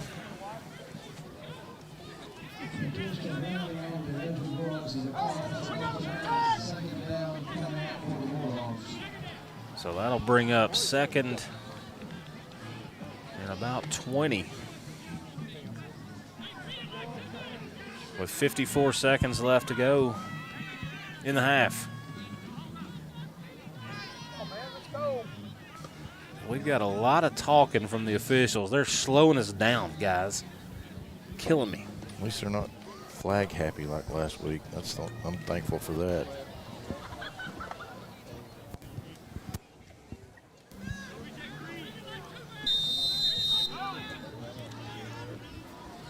Second and 20, snap to Wilcoxon. Straight drop, looks like a screenplay, and it is. Boone's going to catch it about the 25. Good pressure from Mildred. Boone's going to be wrapped up, thrown down about the 35. Need to go out of bounds there. Yeah.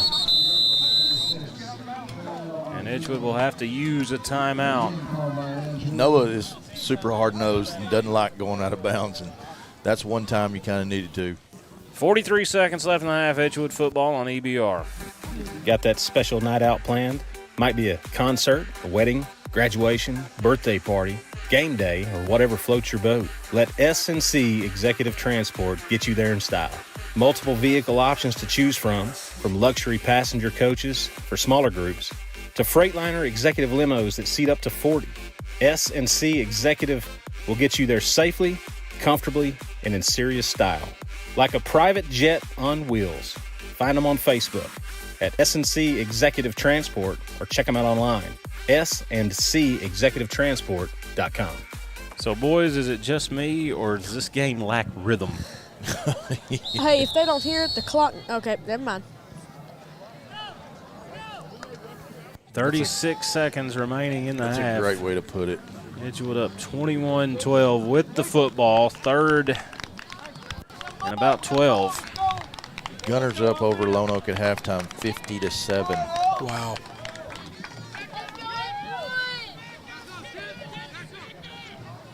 Wow. Empty back set here for Edgewood after the timeouts. There's the snap to Wilcox, and actually it's third down. Swing pass out to Bannister in space. Bannister has the first down and will run out of bounds across midfield. That was a great play by Brady. It was, and I think he was surprised how wide open he was when he turned upfield. There was nobody there. I think he was expecting some contact. Now what? Well, I'm so excited about our halftime guest. I'm wanting it to go. I want the clock to go. 31 seconds left. It's like we run a play and the refs talk about stuff. And what are we doing? All I know is that official's angry. Well, He might be a little hangry, actually. and he's fat. I mean, I'm serious. What's the holdup? It was a first down. We ran out of bounds. We got to fix the clock or something? Are we waiting to fix the clock? Is that the deal? I don't know. I don't know. I just know Dalton's been doing this a long time. Ethan, listen to see what the clock's supposed to be at. Okay, they got it set at 28. Okay. Hey, Dusty brings up a good point. Our sideline camera guy. We could get in field goal range. That's true. Wilcoxon to throw on first down, going to Fabry, tipped incomplete. Makes it second down. You're right. I mean, I don't know how close you got to get Ramirez. I think you got to get the ball to the max to the 30. Yeah, I'd say 25 just to be safe. I think he's got a 42-yarder in him. You got to get to the 25. Yeah. I was given Hail Mary kick range. Well, there you go. 2nd and 10, empty back set. 47-yard line. Wilcoxon takes the snap out of the gun and rolls left. Wilcoxon's going to keep and run out of bounds after about a 5-yard pickup. So that will stop the clock at 20 seconds. Hey, here's your halftime score from down the road. Big district game. Rival, Van and Canton. Let's hear it. We waiting on it. Van leads 34-32. Oh, wow. 3rd and 5, 20 seconds left. There's the snap to Wilcoxon out of the empty back set. Straight drop and flushed up in the pocket, heads right. Flag comes in. Wilcoxon fires towards the end zone.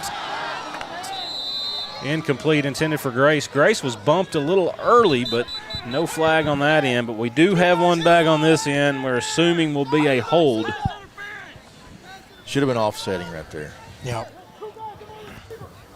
Grace was definitely bumped early. So you got 12 seconds. So if you can get one off and get out of bounds, since we don't have any timeouts, you could theoretically get 2 plays off.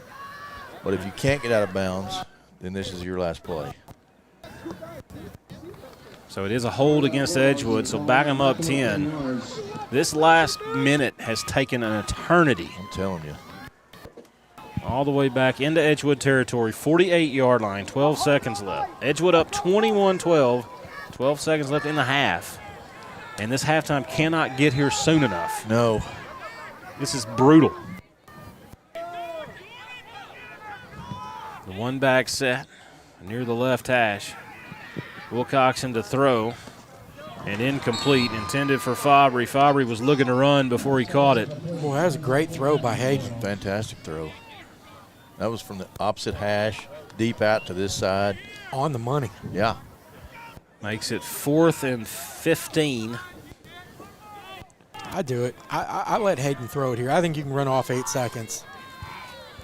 8 seconds left to go. It's an empty back set. I believe Edgewood is going to take one last shot here before halftime. Play clock's at 7. There's the snap. Wilcoxon's going to keep on the draw play. Wrapped up, spins out of a tackle, and stops short. Wow. Clock should stop with about 3 seconds left. There should be 3 seconds left. I agree.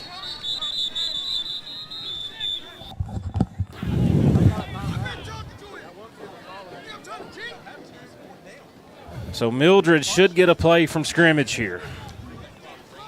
Both teams were headed to the locker room, and Mildred should have been a little bit smarter than that. They should have realized that the clock didn't stop in time, but they were headed that way. They're going to put. I got a strong suspicion that the Dogs are going to get a stern talking to. I do. Absolutely. I agree. I've had a stern talking to before. I've had a few. I'm waiting on that delicious Bullard half-pound burger. Juicy. Should be en route to our location. Yes. So 2 seconds remains here. One play for Mildred, and they are in the victory formation, and we'll nil it out. So all that for that. Halftime score, 21. We got Edgewood. our guest here. Halftime score, Edgewood 21, Mildred 12, and we do have our special halftime guest. Let her get her dad's. How about that? Yes. Yeah. Okay. Yeah, that'll be more fun. So we kind of surprised your dad there, Kaylee. We didn't tell him that you were going to be up here tonight. So Kaylee Nicholson, who had a big week. Huge week. Right? Tell us what happened, Kaylee. I qualified for state in the regional cross-country meet. How All right. awesome is As that? a senior, right? And tonight's senior night, of course. So Yes, sir. not only did you qualify, you ran one of your best times ever, right? Yes, sir. So tell us a little bit about the last 200 meters. I know my daughter was watching, and she had a lot to say about it. So tell me what happened those last couple hundred meters. Well, I was in 16th, and then there was a pretty killer hill about 200, 150, and as there was a girl like right in front of me, and I killed myself going up the hill. And then there was a long turn, and then about a 80 meter straightaway, and I literally just gutted it out. Yeah? I could not feel my legs, nothing. And as soon as I crossed that finish line, I fell to the ground. So you passed a couple of players there, right, towards the end, Yes, and sir. and that was what actually got you over the hump, right? Because you got in just right on the inside of that bubble, didn't you? Yes, sir. Wow. I beat that second girl by 0.8 seconds. And had you not beat her, you would have not been able to advance, right? Is that right? Oh, wow. Oh, wow.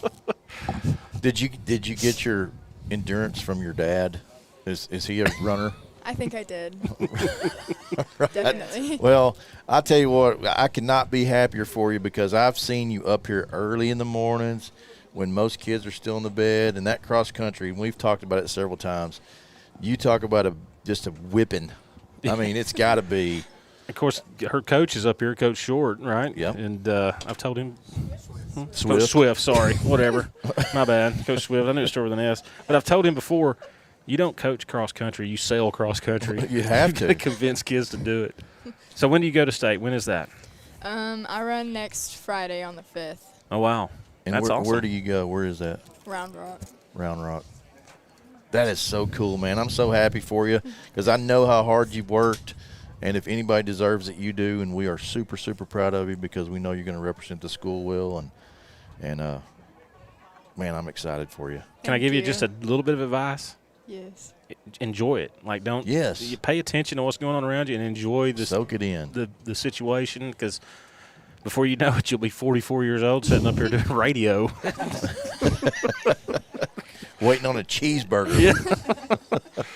I definitely have enjoyed it so far. So, and then of course, basketball coming up, right? You excited about that? Yes. Got big goals for those Lady Bulldogs, right? Yes, sir. And a lot of weapons coming back and on a pretty good run there. So, you want to send a shout out to anybody? Not really. Your dad? Now's your shot. See, I'll shout out my dad. How about that? The first time you were officially on the radio, you didn't know it. You called him and he answered it live. Oh my gosh. Did you not know that? Claire texted me. Yeah. Because I thought he was joking, and then Claire texted me, "No, you're on."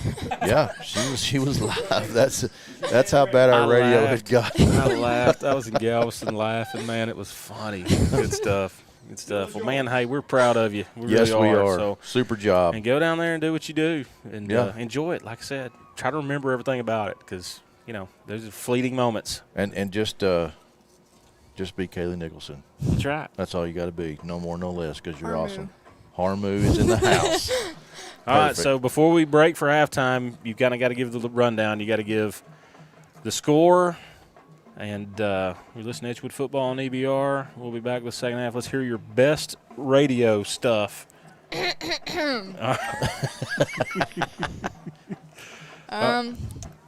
Okay, we are winning. Hey, wait, just a second. I'm gonna give you some music to make it a little easier. Okay, man.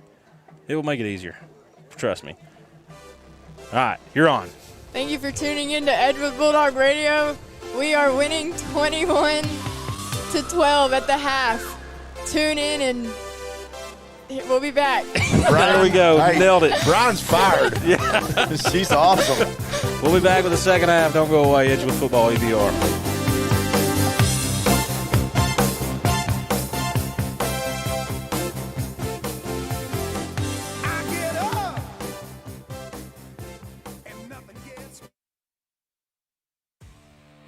EBR is made possible thanks to the generous support of Elaine Fabry and Remax Landmark, Woodrum Construction, the Lumberyard Cafe, Brazos Trailers, Willow Springs Baptist Church, the American National Bank of Texas, East Texas Jerky, Lone Star Security, and Quality Labor Management.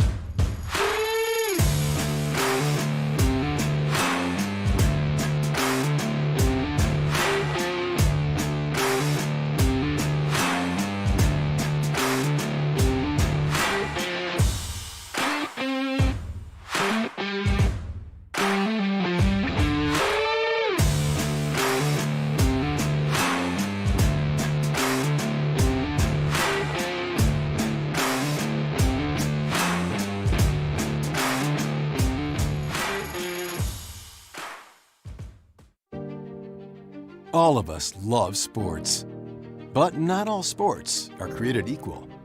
College sports have big budgets, dedicated alumni networks, and corporate sponsorships.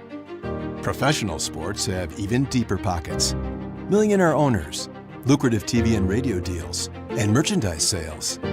High school sports have you. Everyone agrees high school sports give us plenty of reasons to cheer. And now's a great time for us to give back. Supporting your hometown high school won't cost you much, but it will go a long way to ensuring the games we love the most are here to stay. Texas high school sports. They're good for our kids, good for our community, and best of all, they're good for you. This message presented by the Texas University Interscholastic League and the Texas High School Athletic Directors Association. Since the start of Little Bulldog Radio, Woodrum Construction has been a proud supporter of EBR. It was true back then, and it's true today. Woodrum Construction gets the job done. From driveways, house pads, land clearing, material hauling, rock, topsoil, they do it all.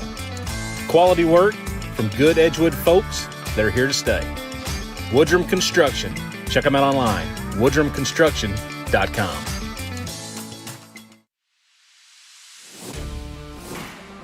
Look, if you're a man and you don't like beef jerky, you probably drive a Prius.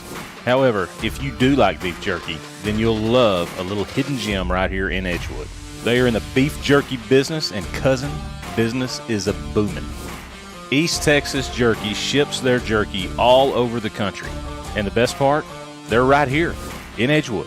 So whether you want some for yourself or your family, customers or employees, or if you're looking for new fundraiser opportunities for your organization, you got to get to know East Texas Jerky.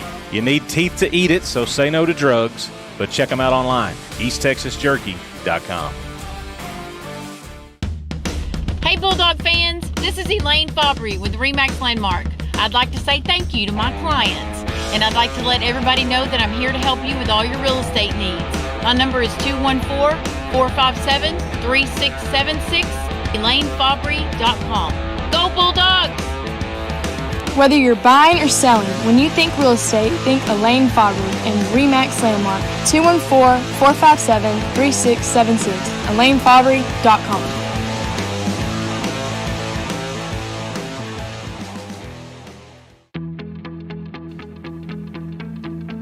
Named one of the best banks in Texas by their customers, the American National Bank of Texas has served North Texans for over 145 years. Offering a full roster of financial solutions with the personal service and expertise you'll only find in a community bank. And that is a winning combination. Stop by a local banking center or visit anbtx.com, that's anbtx.com, to view a full lineup of products, tools, and locations. The American National Bank of Texas, your bank for life. Member FDIC, equal housing lender.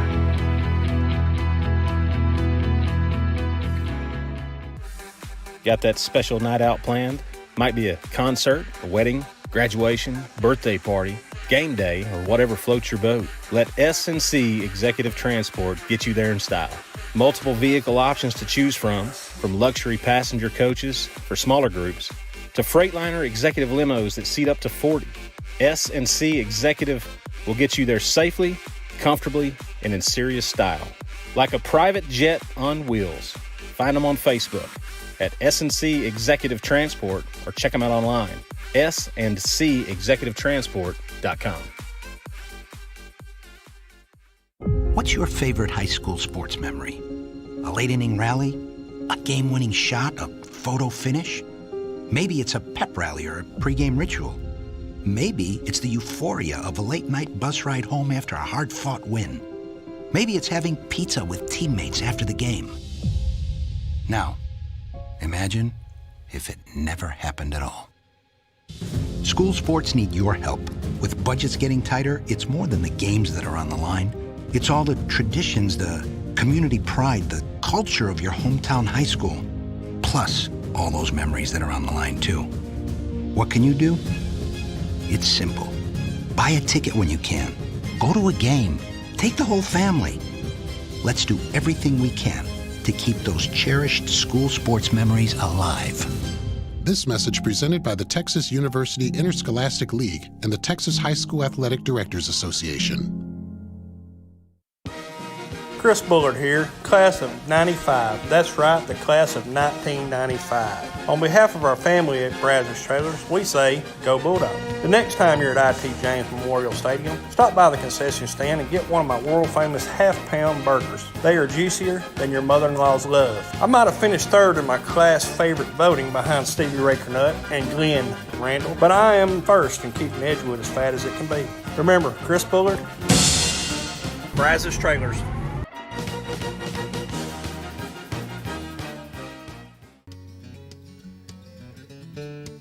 Without question, in my mind, it's the service that stands out to me when I go to the Lumberyard Cafe. Monica and Tommy have taken all the little things they learned through years in the business, and I can tell you unequivocally they know how to run a restaurant.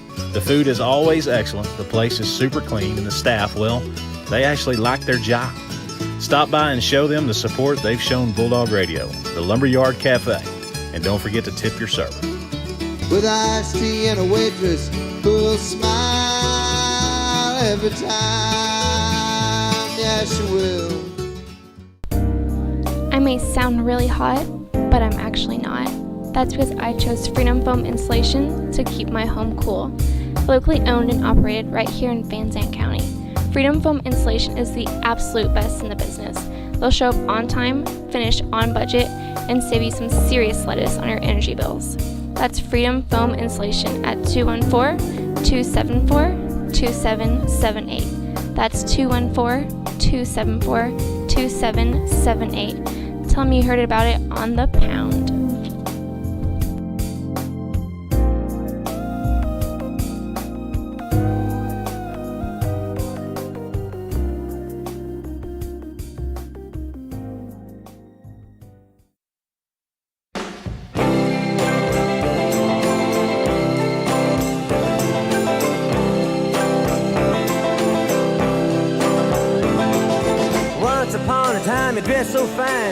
the bump of dime in your prime. Then you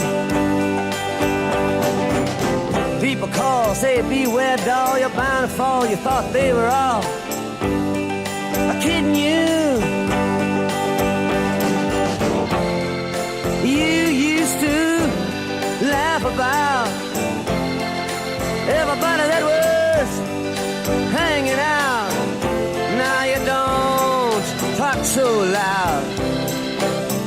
Now you don't seem so proud about having to be scrounging your next meal. How does it feel? How does it feel to be without a home? Like a complete unknown, like a rolling stone.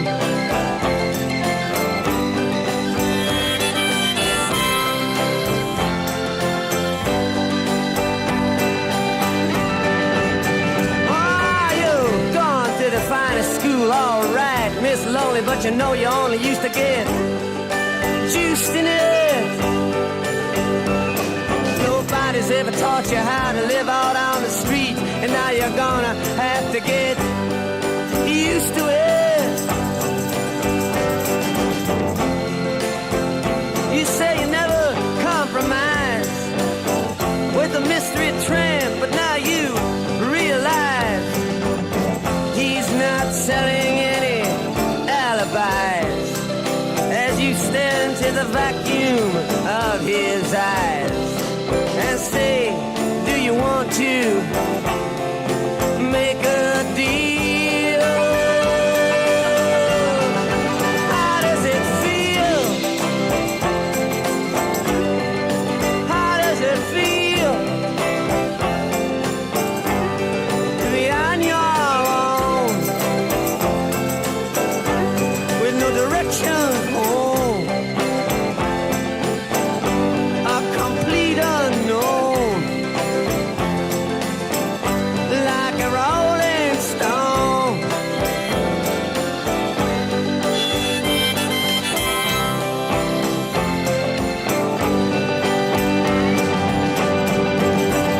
Ah, you never turned around to see the frowns on the jugglers and the clowns when they all did tricks for you.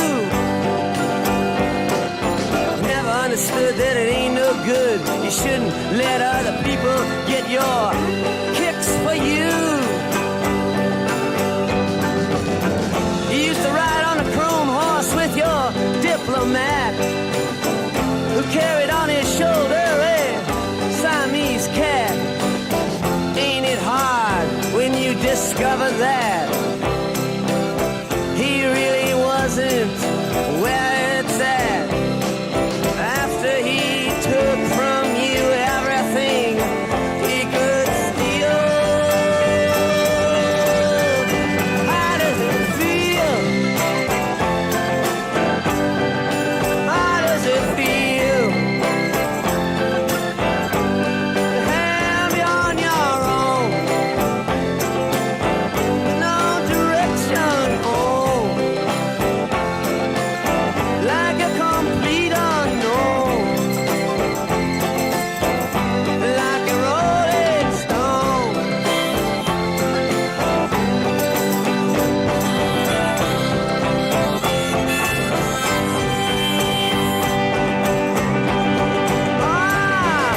Princess on the steeple and all the pretty people, they all drinking, thinking that they got it made,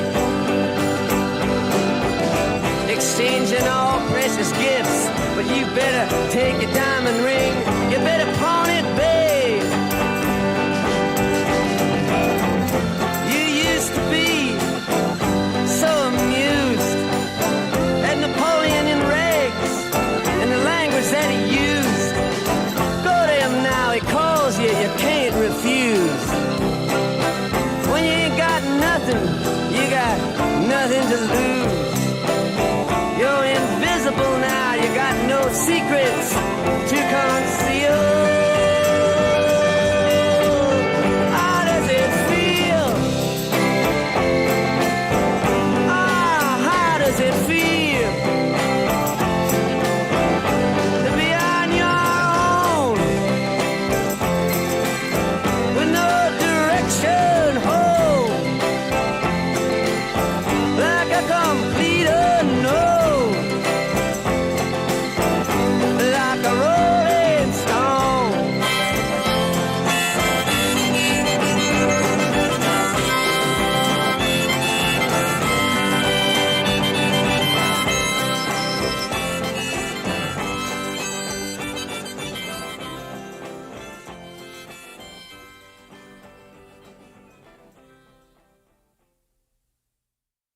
failed to get through to them. As coaches, we failed to make our coaching points and our points more compelling than their fat little girlfriends. Now, their fat little girlfriends have some obvious advantages. Let me tell you why I want to talk about this article. 3/4 of this is inaccurate. It's fiction. And this article embarrasses me to be involved with athletics. I mean, if you're not going to recover Greg Graham, if you're just going to let him drive by you, if the rest of you are going to let him catch the ball outside the 3-second lane and drive all the way in here without one guy challenging him, then I'm leaving and Houston guys will run till you can't even suffer. Now, I'm tired of this. That's how I feel. Damn sick and tired of getting out-rebounded. 25 offensive rebounds. First time we block out, we get called for a damn block out. We're pushing people. Meanwhile, they're on the other court grabbing rebounds, going over the top and grabbing them. We get one offensive rebound, the other get called for over the back. We don't block out very damn well, and we're not getting called, one or the other. For one thing, their fat little girlfriends are telling them what they want to hear, which is how great you are. Here's all that kid did. He goes to class. He's respectful to the media. He's respectful to the public. And he's a good kid. I'm tired of losing to Purdue. That's where I'm frustrated. That's where my whole frustration comes in. Offensive rebounds. The entire thing came down to offensive rebound. They got every stinking offensive rebound. We didn't get one of them. A whole bunch of people, everybody wanted to win the football game, but nobody wanted to play the football game. Your child goes down the street and somebody makes fun of him because he dropped a pass in a pickup game or says he's fat and he comes home crying to his mom. Now you may be, but I'm not. Now I can guarantee you that if we don't play up there Monday night, you aren't going to believe the next 4 days. What else do you want to know? Is it just me? Am I the only one? It came down to offensive rebounds. The whole game was offensive rebounds. Well, that defies every level of work ethic that exists with regard to football. And as coaches, we have to solve our failure on reaching them. The players have to listen, and I'm willing to go to fairly amazing lengths to try to make that happen. If you want to go after an athlete, one of my athletes, you go after one that doesn't do the right thing. And I mean, you will not put me in that position again, or you will not pay for it like you can't believe. Now you better get your head out.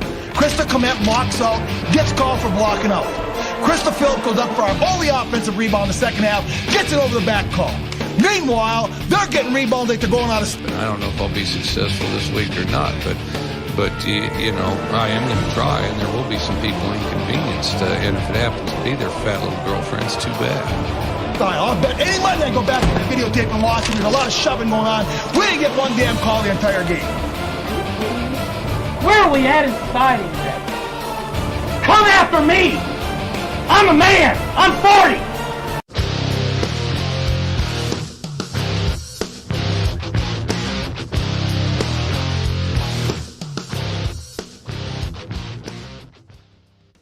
Hey Bulldog fans, this is Elaine Fabry with RE/MAX Landmark. I'd like to say thank you to my clients, and I'd like to let everybody know that I'm here to help you with all your real estate needs. My number is 214-457-3676, ElaineFabry.com. Go Bulldogs! Whether you're buying or selling, when you think real estate, think Elaine Fabry and RE/MAX Landmark. 214-457-3676, ElaineFabry.com.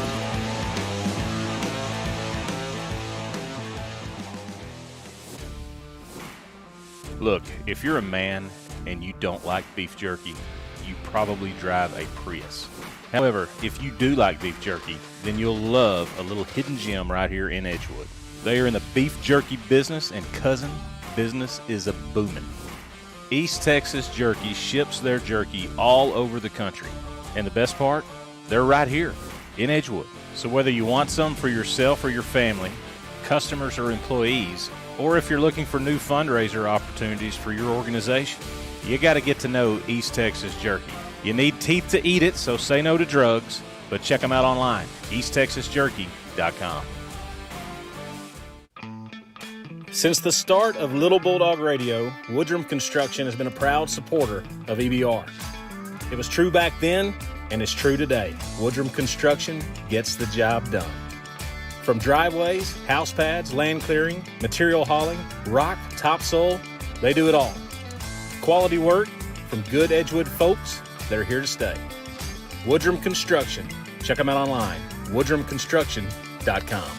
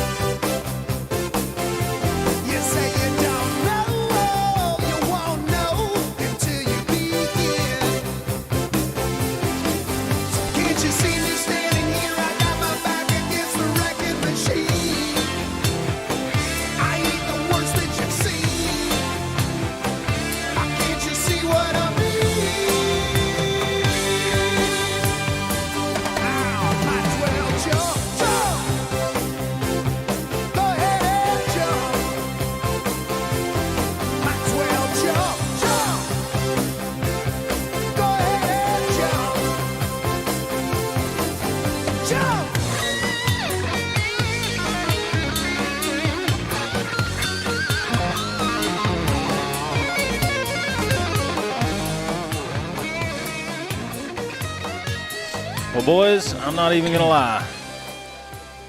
Sometimes this appears easy and it flows, and the gameplay flows, and then sometimes it's brutal, and tonight's one of those nights. And you keep losing your windscreen. Why do you keep doing that? I didn't touch Things it. are expensive, Brian. I did not touch it. But, okay, so that was I want to thank you. That was a pleasant surprise with Kaylee there. I do appreciate that. I really do. Purposely kept it from you. Well, it was Paul Cates' grand idea. Put the head fake on you. Well, you did good because, I had thought about bringing it up, but we hadn't had an opportunity to bring it up. But since she's talked, that was one of the coolest feelings for a dad. I can only imagine, man. And knowing how hard that girl had worked to get to that spot. Yep. And what she did in that race, and if you're not a runner, I don't know how much, or a distance runner, you're going to appreciate this. But she ran that course about 6 weeks ago. And then when she ran it this time, she ran it 16 seconds faster than she did. And to shave 16 seconds. That's a lot. It is a lot. Yeah. That is just, she had two girls in front of her, and she said, I'm going to beat you. And that's what she did. And watching her down that stretch, she needed 15.2 of those seconds that she ran faster to advance the stage. Well, I've known Kaylee for several years now, and I wouldn't bet against her. Nope. I mean, she's gritty as they come. And what a joy to be around. She's awesome, man. Just likable and free spirit. You didn't hear her a while ago. She said after the interview, and we were sitting here, Eric and I were just attacking our cheeseburgers. She said, was that on the video? Was there a video of that chick? And we said, yeah. She said, was I on there? We said, yeah. And she said, oh, no, I was fidgety. He said, no, you did great. She said, how many people saw it? And Paul said, 3. About 1 million. I said, about 1 million. That's great. Good stuff. So, definitely good. I wanted to kind of get the word out to some other people, family, so they could listen or whatever, but then I didn't want it to get back to you. I thought it would ruin the surprise.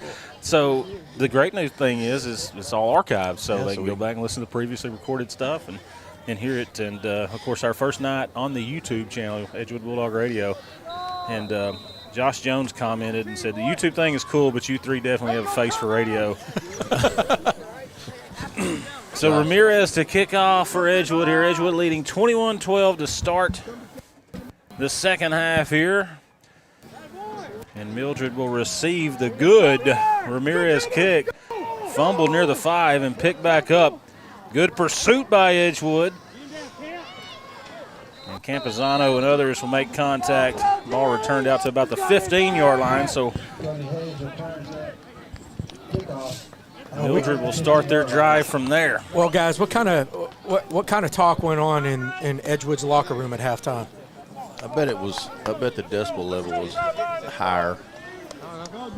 I would think that you're right. I think that we've played sloppy overall. We've had some. Yeah, it goes back to what I said early on. You can't just come out here and think that you're going to walk all over them. So Callahan on first down here. Mildred hanging around, 21-12 as we said.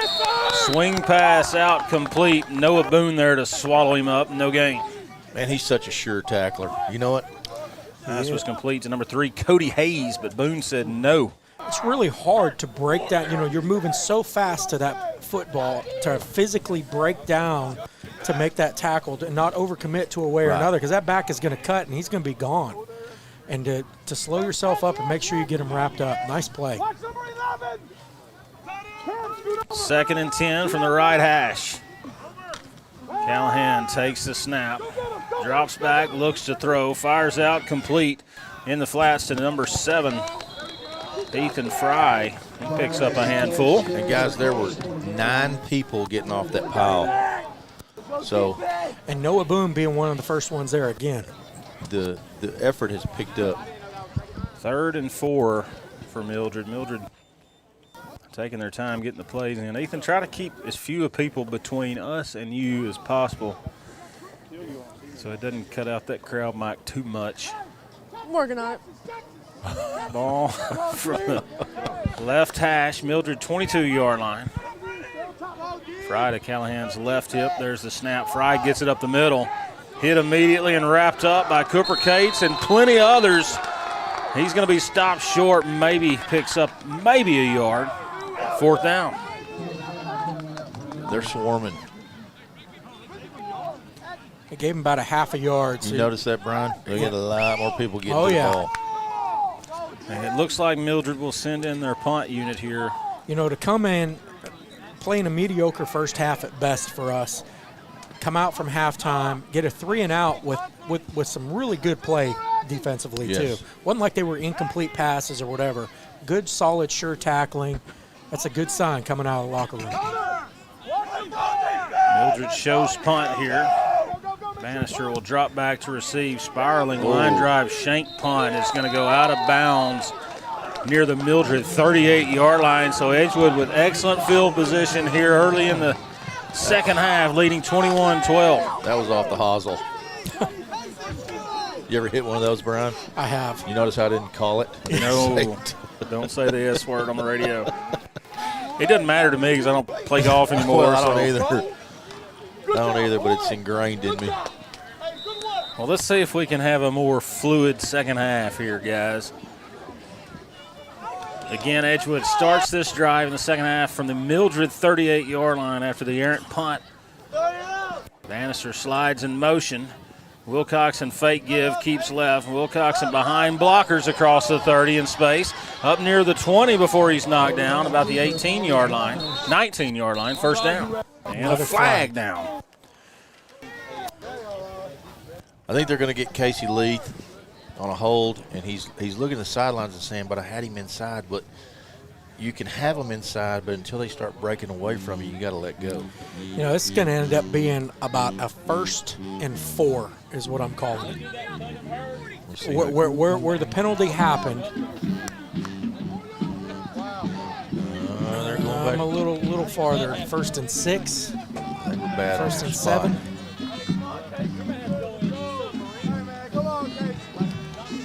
So again, we're getting some questions. So we got a new YouTube channel, Edgewood Bulldog Radio, and we're playing our audio live on that thing. And the great thing about that audio is it's pausable and rewindable. Say that again. You can use it however you need to use it. Wink, wink. 1st down and 8 from the left hash after the holding penalty. Master goes in motion. Wilcoxon is going to keep right to the wide side of the field and has the 1st down. Breaks a tackle, still on his feet, and will scoot out of bounds near the 20. Well, the way Mildred's trying to defend that, you're not going to stop him getting to the edge. When you're counting on 78 setting the edge, Brian.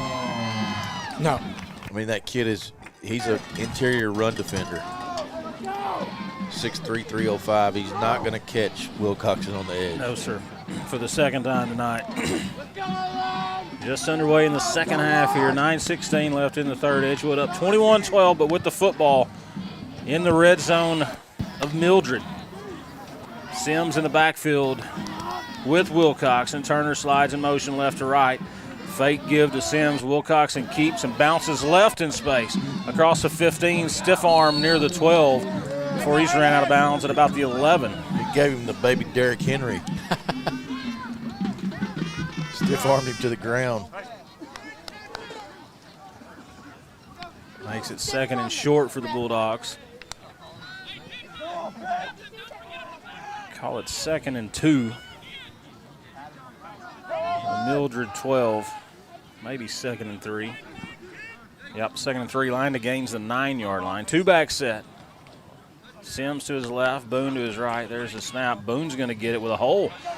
Boone inside the 5, and Boone will punch it in for the 3rd time tonight. And guys, that's the answer you wanted offensively, too. You did what you had to do defensively, and then now you turn around and the offense answered as well. 27-12, that brings the score. Great job. Point after to come for Ramirez. He's been perfect tonight. Boone did a good job taking that handoff, went up the middle, cut to his right, just kind of followed some blocks, and then cut it back to the left right before he went in the end zone for a touchdown. So Ramirez on for the point after here. Snap, hold, kick. Pork and beans. 28-12 Edgewood, 9:02 left in the 3rd. Edgewood football on EBR. The real estate market is absolutely on fire right now in Van Zandt County. Whether you're buying or selling, when you think real estate, you need to think Elaine Fabry and Remax Landmark. Elaine and her husband are heavily involved with volunteer work and do a ton for our school and community. Just an awesome lady and family. Give her a call at 214-457-3676. That's Elaine Fabry and Remax Landmark. 214-457-3676. So some exciting news over there in Canton. Tight ball game. Canton versus Van. Tied up at 34 apiece. 7 minutes to go in the 3rd. In the 3rd there, and that could be a big upset if Canton were able to pull that out. How many games has Canton won this year? Canton's had a good season. Had a good year. They lost last week to Brownsboro, which was an upset. I think they had 5 turnovers in the 2nd half, something like that. Edgewood, Ethan, stay away from some of those people. Yeah. So here's the kick from Ramirez, and that's a good one. Going to be fielded 9-yard line. Here comes Mildred. Durham runs that one out to about the 28, 29-yard line. 1st down from there. Also, we're trying a little something new on EBR tonight. Go follow our Twitter handle, @Edgewood Radio. We think we have live stats available. There should be a link that we're posting. You can click on that link, and you can actually see live stats. We think it's working. This is our maiden voyage with this stuff. We're hoping to have all the bugs worked out by the playoffs, but if it is working, pretty good stuff, Paul.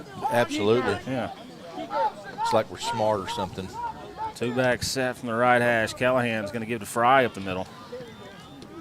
Fry bulls his way forward for about 8. Second down. Brian, when you get a minute, let's hear about the Edgewood Youth football and their they got a wild card game or something. Okay, well they finished the season, I believe 7-1-1. Okay, and pardon me if I'm wrong on that. It might be 6-1-1, but they earned first place in their division, which gives them a first-round bye. Go ahead. Fry's going to get it on the jet sweep, but Dillard said no, sir, and will take back about 4 of the 8 that Fry just picked up. So they got a first-round bye, and they will play the winner of Community and Kaufman in Kaufman, regardless of who wins that game, the following Saturday, which I believe is the 6th. Wow. Well, you know, I text you Sunday and asked. I know, and I deserve that. 3rd and 7 here for Mildred. Edgewood up 28-12, 7:40 left to go in the third. Callahan from the left hash to throw on third down. Pressure, dumps it out complete to Fry. Fry gets the first down before he's knocked out of bounds by Kirk Dillard across the 40. So 1st and 10, Mildred. That's about the 3rd or 4th time they've dumped it off like that on just a little dump pass like that. Run people down the field and then dump it off over there, and it's been their money play. But you know, Brian, I saw Derek up here one day. He was out here during PE, and I said, Derek, how'd you do in Crandall? He said, well, we lost. But they were supposed to be the best team there, and we only lost by 12. I said, did they cheat? And he looked at me and said, no, sir, I don't think so. Fry's going to get it up the middle and wrapped up by Leith and others after a short game. And flag comes in late from the referee. 7-1-1 and the winner of Royce City and Community. And I said Kaufman. Yeah. And I'm sorry, it's Royce City and Community. And the game will be in Kaufman, regardless of the winner. Personal foul against Edgewood. It's going to step off 15, be an automatic first down. I didn't see it. So Not saying something didn't happen, but somebody's misbehaving down there. And I believe it was a dead ball. Somebody's not playing well with others. And that will get Mildred into Edgewood territory, 39-yard line, 7:17 left in the third. Edgewood up 28-12 at the moment.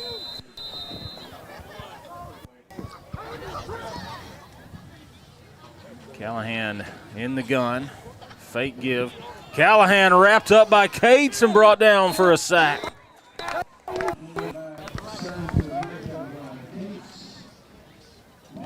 That a boy.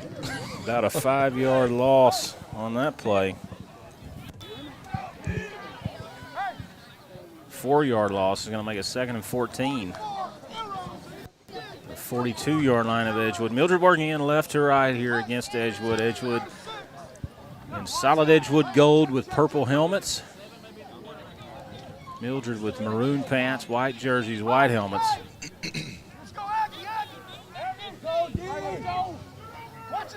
Callahan in the gun. There's the snap, and he'll give to Fry. I don't know why I keep calling him Fire.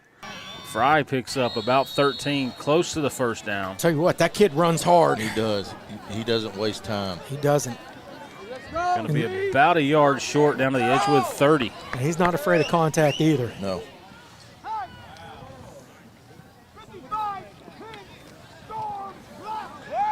The 31-yard line is the spot. Makes it 3rd and 2 here for the Mildred Eagles. 2 receivers right, 1 to the left. Fry to Callahan's right, and Fry to throw. Complete out in the flats to number 11, Irvine. Irvine gets the first down and a tad more inside the 25. I'll tell you what, got to give Mildred credit. They ain't going away. No, they're not. Mildred driving here, trailing Edgewood 28-12, 5:37 left in the third. Mildred threatening to get this thing into the red zone of Edgewood here, working left to right as we sit on the home side. 1 receiver to the left from the right hash. Callahan to throw on first down. Ball's tipped and almost intercepted. Well, I tell you what, Connor C. got tremendous amount of pressure on the quarterback, forcing him to throw before he wanted to, falling away, and he threw that ball up for grabs, and they're lucky we didn't come down with that interception. And there is a flag on the play, and Edgewood acts as if it's going to go against Mildred. Waiting on the signal here, and they're walking that way, so it is going to be a penalty against Mildred. And it's going to be holding. Hey, our sideline mic's picking up the referee. Yes, it is. That'll push Mildred back to the 34-yard line of Edgewood, makes it 1st and 20. And Canton has taken the lead 40-34. Oh, wow. With 3 minutes left in the third. Football just broke out over there in Canton. Two-back set. Option. Pitch. And Hayes is in trouble and wrapped up by C and others. Huge loss on that play for Mildred is going to make it 2nd and a mile. Wow. What just happened? Wow, we missed something. So anyway, when a team runs triple option like that, that is assignment football. Each one of your defensive players has one of those guys that they're responsible for, and everybody did their job to a T there. And it's 2nd and Will's Point. Yeah, 2nd and about, 26, something like that? There's the snap to Callahan. Callahan's going deep up the left side. Dillard's there and almost intercepts it. It hit him in the hands, but he was unable to reel it in. Makes it 3rd and forever. That looked like a punt. Yeah. It was up there for a while, too. I'm telling you. Ball is spotted on the Edgewood 41-yard line. Mildred working in left to right. 3rd and about 25 here.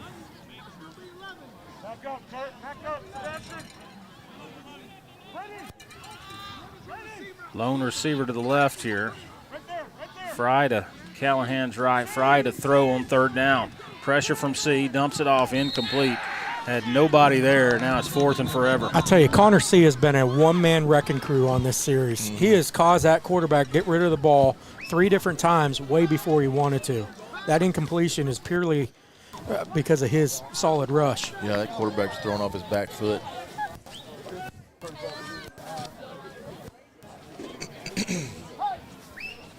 And Mildred will send in the punt unit.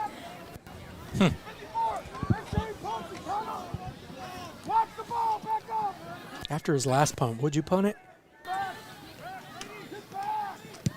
Now it's a little bit better punt. That was a good one. Going to hit the ground about the 15-yard line and bounce out of bounds there. So Edgewood will start from their own 15-yard line. 4 minutes left in the third, up 28-12. Edgewood football on EBR.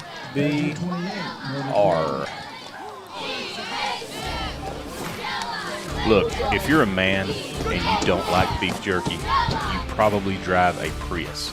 However, if you do like beef jerky, then you'll love a little hidden gem right here in Edgewood. Edgewood's going quick. We're not going to get this East Texas jerky commercial in. Wilcoxon on 1st down. Bannister gets it on the jet sweep, working away from us. Has a little bit of space up the sideline, gets the 1st down. Wow. 11-yard pickup for Bannister. Is there a more quiet 11-yard pickup? I mean, he just kind of took the hand off and just kind of coached it, didn't he? He did. Good run. Inside 4 minutes left to go in the third. Edgewood up 28-12. It's a good job that time by Maverick Segovia blocking on that edge. Glad to see those guys back. Wilcoxon out of the gun. Swing pass is complete to Bannister.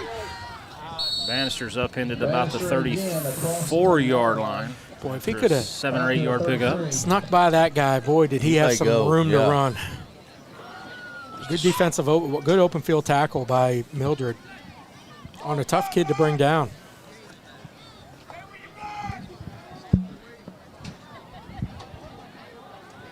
.33-yard line of Edgewood. 2nd and 3. Sims sets up to Wilcoxon's left. Grace, the lone receiver, actually watching the lone receiver, but Wilcoxon keeps up the middle, makes a man miss across the 50, finally pushed out of bounds. 46-yard line, so Edgewood into enemy territory. Man, he's close too right there. That's another one of those, man, is he quick. You know what I've noticed, the big difference in him this year and last year? Well, several things, but one thing, he didn't try to make many moves last year. He would go north and south and lower his shoulder. Yeah, but he's hard. He's hard to get a hand on in open space. He's making a lot of people miss. 46-yard line, first down, snap to Wilcoxon, hand off Sims, and Sims is hitting the backfield, no gain. The other thing that he does too, he uses his hands very well. He uses that stiff arm and he keeps people off of him and does a really good job. Boone will check in for Sims. 2nd and 11, 1-yard loss for Sims on that play. 2:40 left to go in the third. Edgewood up 28-12 with the football in Mildred territory. Edgewood working right to left as we set on the home side here.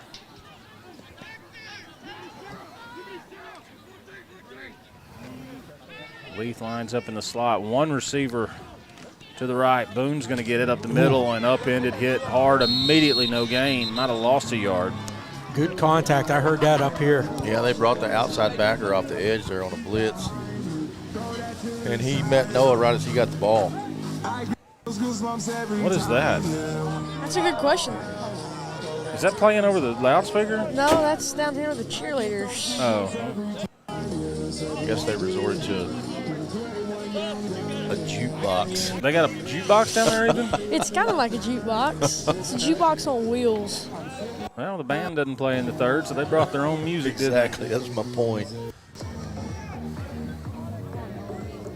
1:38 left to go in the third. There's the snap on third down. Pump fake. Wilcoxon's in trouble, forced to keep. Heads left, up near the 30, and finally steps out of bounds inside the 30. First down, 15-yard pickup by Wilcoxon. That was a really, really heads-up play by Hayden right there. That's that play they run where they fake the throw, and it's a delayed handoff like a draw. And he noticed that there was already a guy right there on the back, and he just pulled it and kept it. And he ran it and got the first down. Down to the 28-yard line inside Mildred territory here. Snap to Wilcoxon, looks to throw. Fires it complete to Grace. Grace in space, makes a man miss, still on his feet inside the 10-5, and touchdown, Lucas Grace. Wow. That's just, great throw, great catch, and then it was just wheel. How many tackles did he break? A lot. 3. Man, all 3 times I thought he was down for sure, and he come out of it, ended up in the end zone. Nice run after the catch. Bust this thing open a little bit. 34-12 with point after to come. 1:17 left to go in the third here. Ramirez has been perfect tonight. Getting stronger each week with that leg.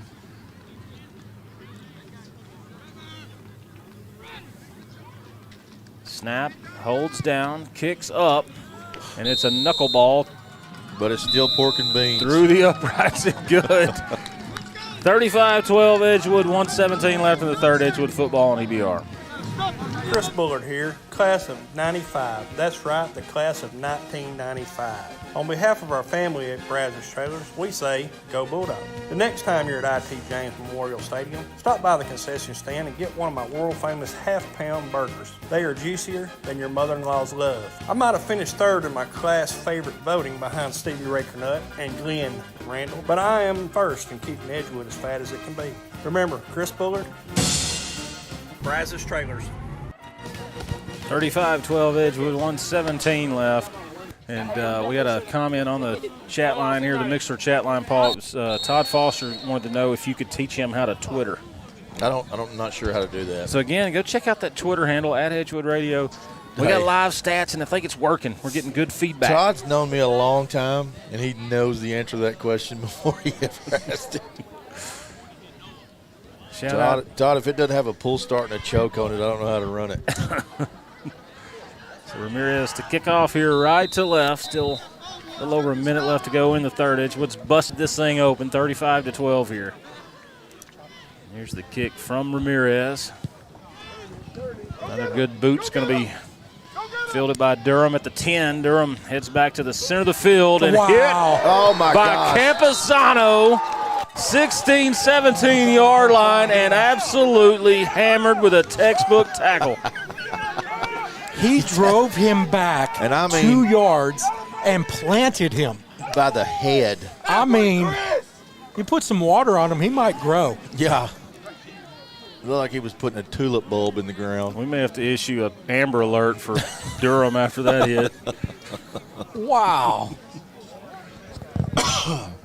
I mean, I wish we had a Jumbotron where we could watch a replay of that one. No doubt. Hey, we're getting some likes on the Twitter feed. It's up and running, man. All right. I'm excited. At Edgewood Radio, live stats. Go check it out. Thank you, Jace Daugherty, the sophomore, taking care of that for us.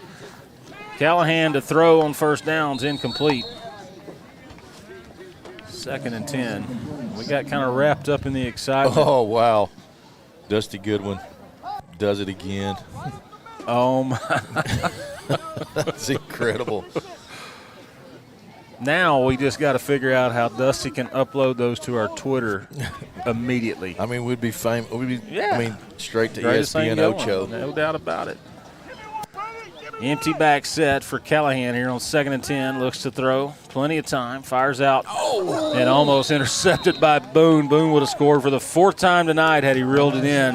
3rd down. Oh, and hey, Josh McConnell not to be outdone. Look at that. Oh, my. Fantastic.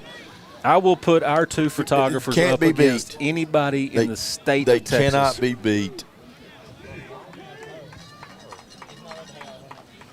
Hey, I'll put them up against anybody and anything, like hot dog eating contest, whatever.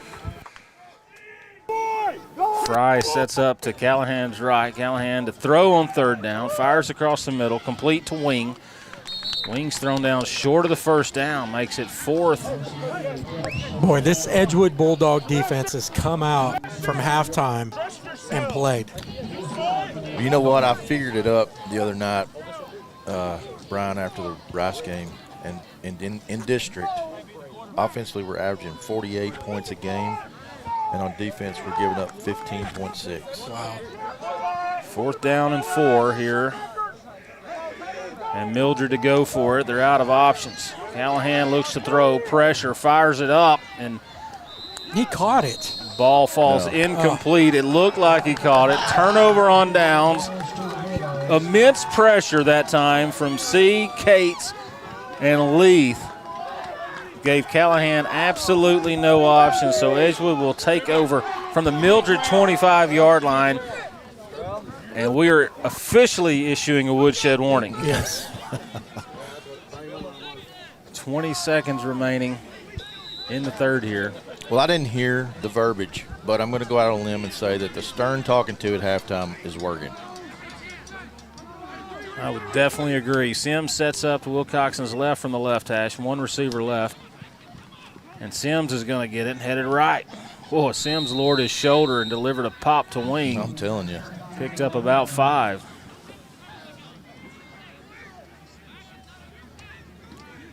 That'll be it for the. Yep. For the quarter. That will do it. And that'll end the 3rd. Edgewood up 35-12. 1 quarter remaining. Edgewood football on EBR. Got that special night out planned? Might be a concert, a wedding, graduation, birthday party, game day, or whatever floats your boat. Let S&C Executive Transport get you there in style. Multiple vehicle options to choose from luxury passenger coaches for smaller groups to Freightliner executive limos that seat up to 40. S&C Executive will get you there safely, comfortably, and in serious style. Like a private jet on wheels. Find them on Facebook at S&C Executive Transport or check them out online. SandCExecutiveTransport.com. Killing it. Man, I'm struggling over here. I think you're doing I got good. too much technology going on. I'll say this. There's a lot of it going on. You're doing way better than we did that night when we didn't have him. So shout out to a few listeners. My daughter Claire James listening in from out in Aggie Land. And Andrew Patterson. Hey, and you know, let me say this. I'm going to throw kudos out to Claire James for kind of kick-starting that cross-country program here. Wouldn't you agree, Brian? Well, she was a big influence on what Kaylee has done with it, no doubt. Their friendship and Kaylee seeing the success that she had was one of the motivating factors in her. She was instrumental, man. For real. And some of the characteristics that both of those two girls have in common is not only they're good kids, but they're tough. And you got to be to run that stuff, man. Yeah. The intestinal fortitude just to make yourself. So Edgewood forced to use a timeout on their first play to start the fourth. Well, I appreciate you guys saying that about Claire, and I know she appreciates hearing it. And I tell you, let's not forget about Shannon Baker too. Absolutely. Shannon kind of was ahead of Claire there, and she ran all 4 years and had some success. Mm-hmm. The program is getting stronger, man, and hey, it takes a different kid to run that sport for sure. There were like 25 or 30 teams at regions. Do you know what Edgewood came in? What's that? 6th. That's great. That's actually a very good finish for the regional. And that's your top 5 runners' scores. 2nd down and 5 here to start the fourth. Edgewood has it. Mildred 20-yard line. Wilcoxon out of the gun, going deep up the left side, up and caught by A.C. Watson in the end zone, touchdown, but there is a flag down. They're going to call offensive pass interference on Mr. Watson, so that's coming back. Well, may have pushed off just a little bit. When the guy falls down while your arms are extended, it's probably going to get called. Score change in the Battle of Van Zandt County, Van and Canton. It's 41 Van, 40 Canton. 9:47 left in the fourth. 41-40. Wow. I guess Canton missed a free throw. Free throws matter. Free throws. Words of wisdom. 2nd and 20. 35-yard line after the pass interference here.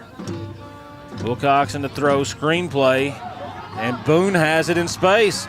Boone past the original line of scrimmage, stiff arm, still on his feet, first down and more, near the 5-yard line, 6-yard line, 1st and goal Edgewood.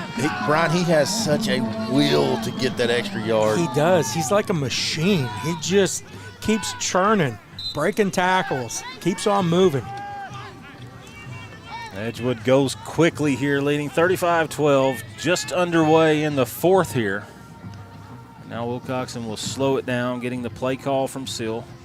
Still plenty of time on the play clock. Wilcoxon rushes to the line, changes the play. Boone slides in motion, handoff Sims, and a stoppage in play. It's a false start. Or an illegal pursuit or illegal shift or something. No, false start. And he was going to walk in. Sims was about to walk in for show. Their morale on the Mildred sidelines is gone. Low. Well, old Mildred's a tough gal. Yes, she is. Tough.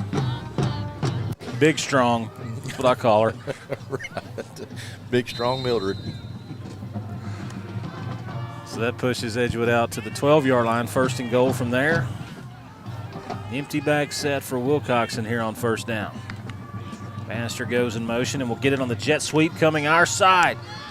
Bannister is upended and loses the football into the end zone and recovered by Mildred. Oh, my. And that's going to go Mildred's way, I do believe. Out to the 20-yard line. Be a touchback. He was fighting for that goal line, and that ball got stripped inside the 1. That's 2 turnovers inside our 10-yard line going in for touchdowns. Yeah. So Mildred will get the football out to the 20-yard line.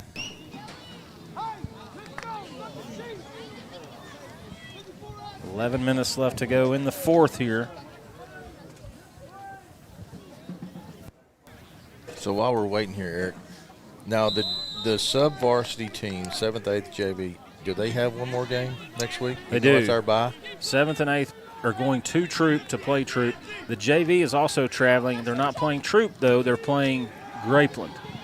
Right. So handoff Fry, left side. Fry still running hard, picks up a few. More than a few, about 9. They're calling that a playoff game. As they should. Coach Cassell's calling it the Texas Bowl. Okay. Because, the JV had a team cancel for COVID. It was Palmer, so they had a free game that they could have. And, of course, our coaches doing what they do, scrambled around and found that Grapeland was available. So they're meeting in Troop, and that'll be a good one probably. Grapeland's strong football history. Always good athletes. Yeah, that JV bunch of ours is freaking salty, though, man. Mm-hmm. Good job. Fry keeps it and is upended. Connor C. again. By Connor C. Short of the first down, actually lost about a yard. Call it 3rd and 4. Hey, I know there's 10 minutes left in this game, but he's my player of the game. Oh, yeah. He has made, I don't even know, but lots of play, and he's been in that backfield all game long. Active for sure. Ball is spotted on the 27-yard line. Call it 3rd and 3. He's another one that didn't play for a couple years, right? I think so. This is a new person in the backfield taking the snap. Number 28, Shaw, and he heads right, has the first down. And guess who they were holding? But penalty flags come in. We suspect it's coming back. He should have gotten the first down because Connor was tackled. Yeah. Connor been making those plays, so they just decided to hold him.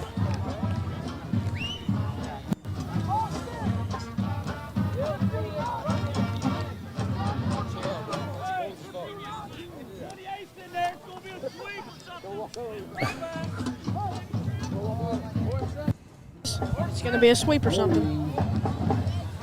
Against Mildred is a call that backs him up 10 yards and then he's 3rd down. So it is a hold against Mildred, pushes them back. They'll make it 3rd and long. Hey, a new sponsor, guys. Sandy Creek Storage, located on the I-20 service road there just outside of Canton.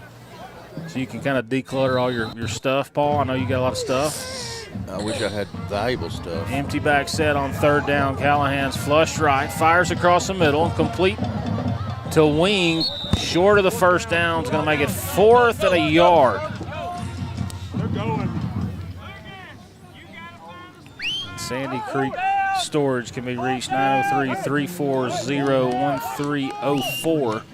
4th and 2, 4th and a long one.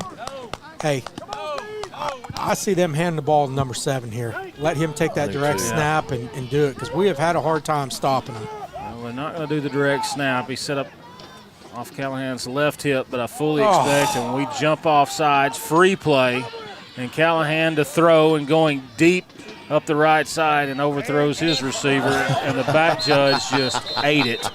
Trying to run backwards. He sold his hip. And tripped up about the 25-yard line, and the first thing that hit the turf was the back of his head. That's one of the most unathletic things I've seen in a while. He fell for 12 seconds. Hey, man, that quarterback uncorked it over 50 yards. He did. He threw that a long way.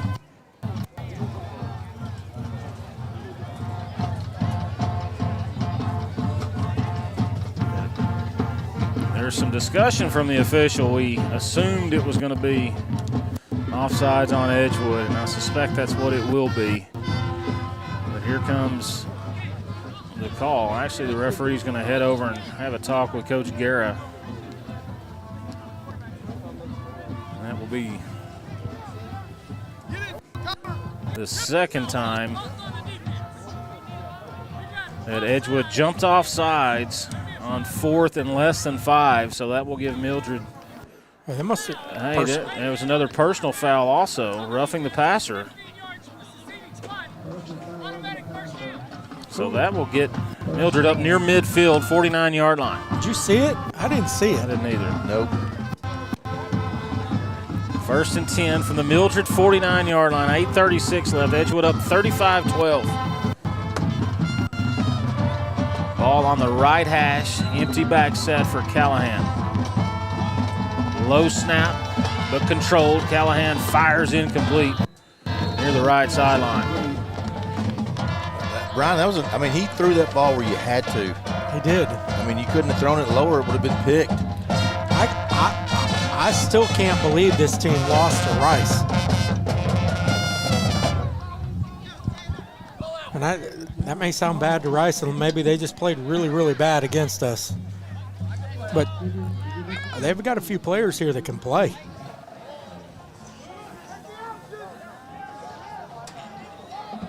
There's the snap to Callahan. He'll give it to. That's not Fry. That's Fry. He's got it. Picks up a few.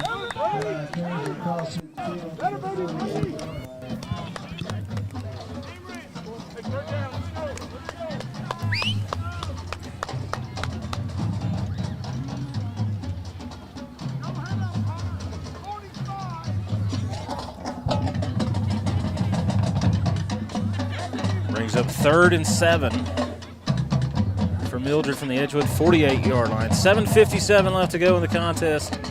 35-12 Edgewood. Van up 48-46 with 6:31 to go. How did they go? Okay, I got you. Callahan will keep on 3rd down and get nothing. I think he wanted to hand the ball off there. I think that low snap screwed up the timing, and he ended up having to tuck it and go. And guess who made the initial contact? Connor C. You nailed it. That's going to make it 4th and 5 for Mildred.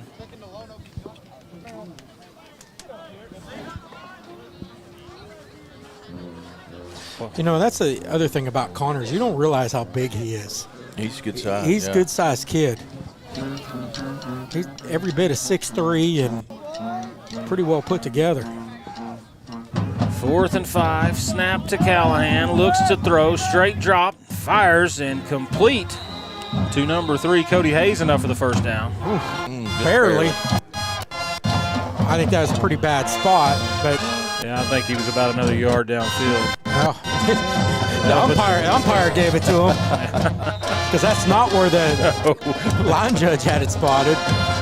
Ball spotted at the 40-yard line of Edgewood. 6:52 left.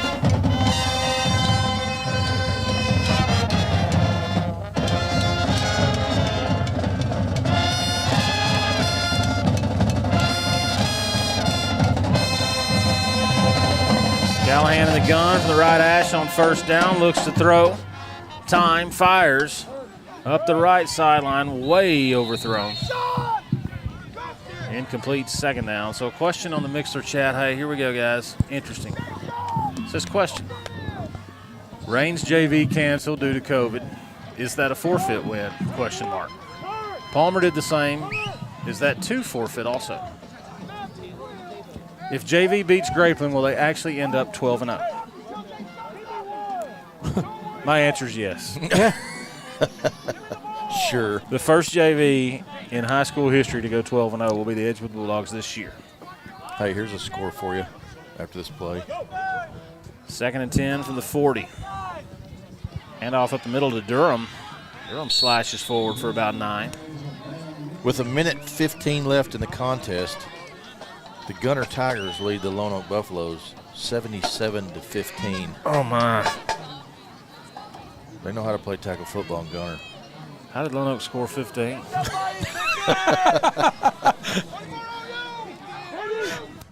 I love it when you drop to that voice. 3rd in the yard.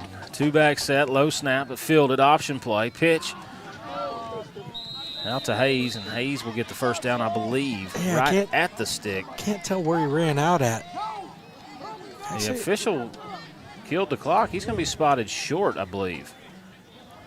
Yeah, according to where the umpire is. That'll make it 4th and a yard with 5:50 remaining. Shout out to a few listeners. Tommy O'Shields, Ronnie Golightly, Daniel Foster.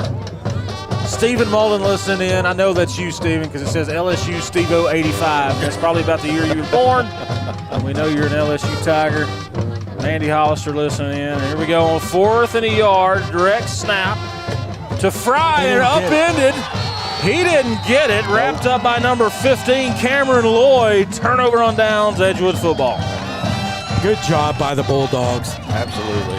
Just absolute swarm tackling. He had nowhere to go. He tried to go up the middle, then bounced it outside, and they're just ate them up. 5:43 remaining. Edgewood 35, Mildred 12.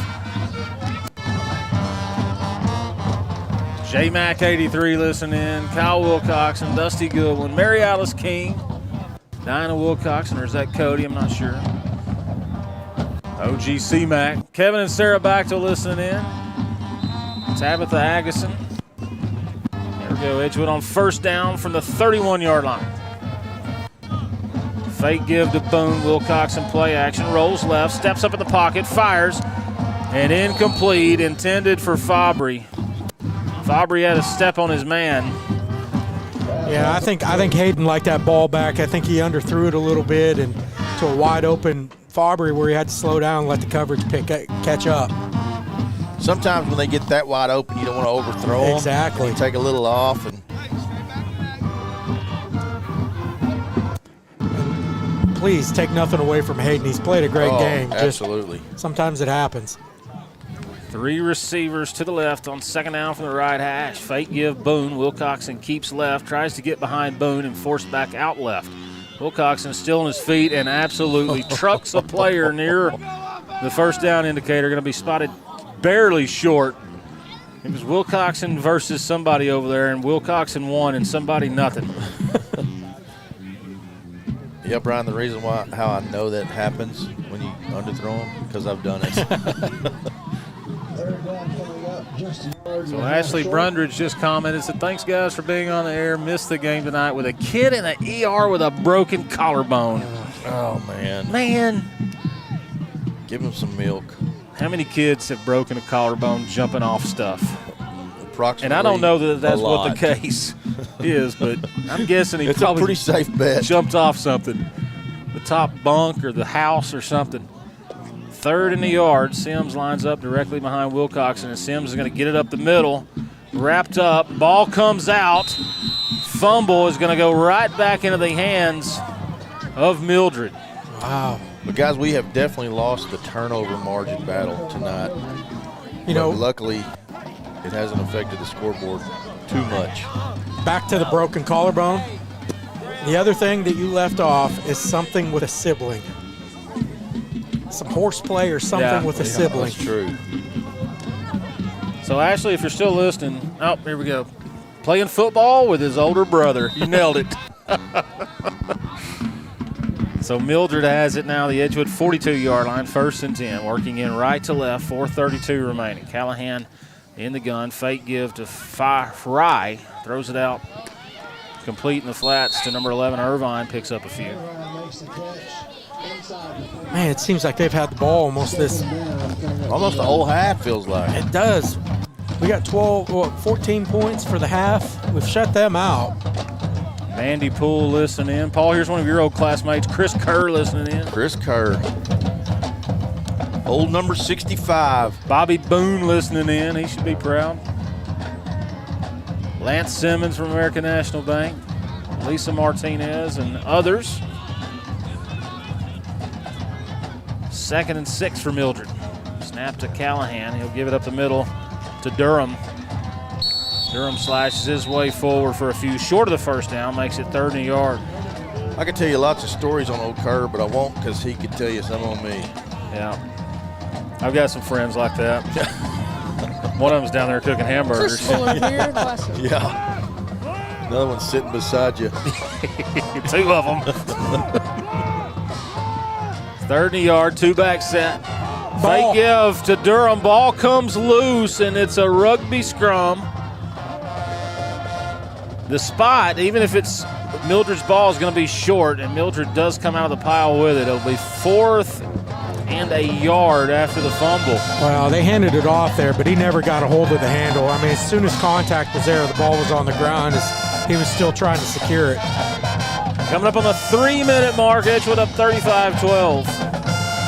Edgewood will finish their season 7-3. Bye week next week. Playoffs the week following. We're assuming it's going to be against Leonard. We'll be the 3rd-place team out of that district over there. Hand off to Fry and nothing. What a good defensive push that time by the Edgewood Bulldogs. Turnover on downs, Edgewood's ball. How many times have we stopped them on 4th and short? Seriously, consecutive series, 4th and short for sure. 2:43 remaining. Let's see if Edgewood can go score another one. We still got lots of listeners out there. Thanks for sticking with us. Can we get an update on the Van Canton score by chance? Yes, we can. Stand by. I'm intrigued by that. So Edgewood will start this drive from the 36-yard line, their own 36-yard line. Boone in the backfield with Wilcoxon. 54-48 Canton with 2:41 to go. 54-48 Canton. Holy buckets. Handoff Boone. Boone runs into pressure, slides left, and picks up a few. But a flag comes in again from the umpire, or the head referee. And that presumably will be a hold, and it is. Holding on the Bulldogs, backs him up 10 yards.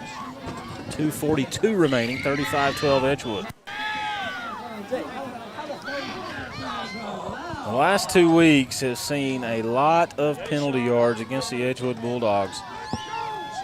A lot of penalty yards, and how many turnovers do we have in that? Something we've got to clean up in the next 2 weeks for sure if we're going to expect to play in the second round. If you're going to beat Leonard, you're going to have to play extremely well. You can't have this many penalty yards, can you, Paul? No.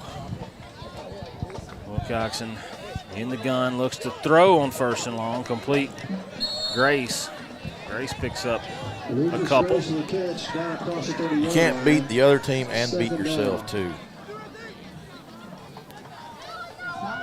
Grace gets it out to the 31-yard line, makes it second, about 15.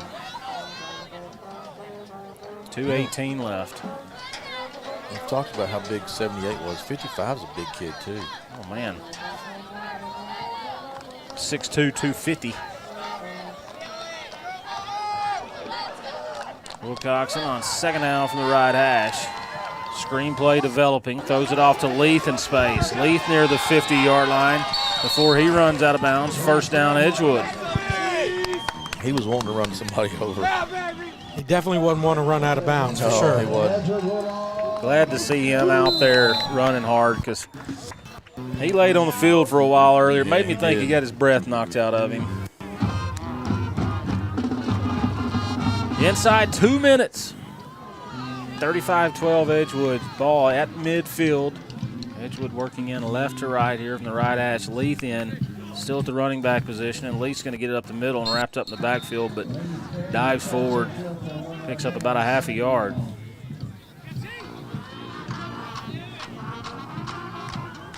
(54-48) Canton with 1:03 left. Holy moly. T.A. Hill will be. Who was it?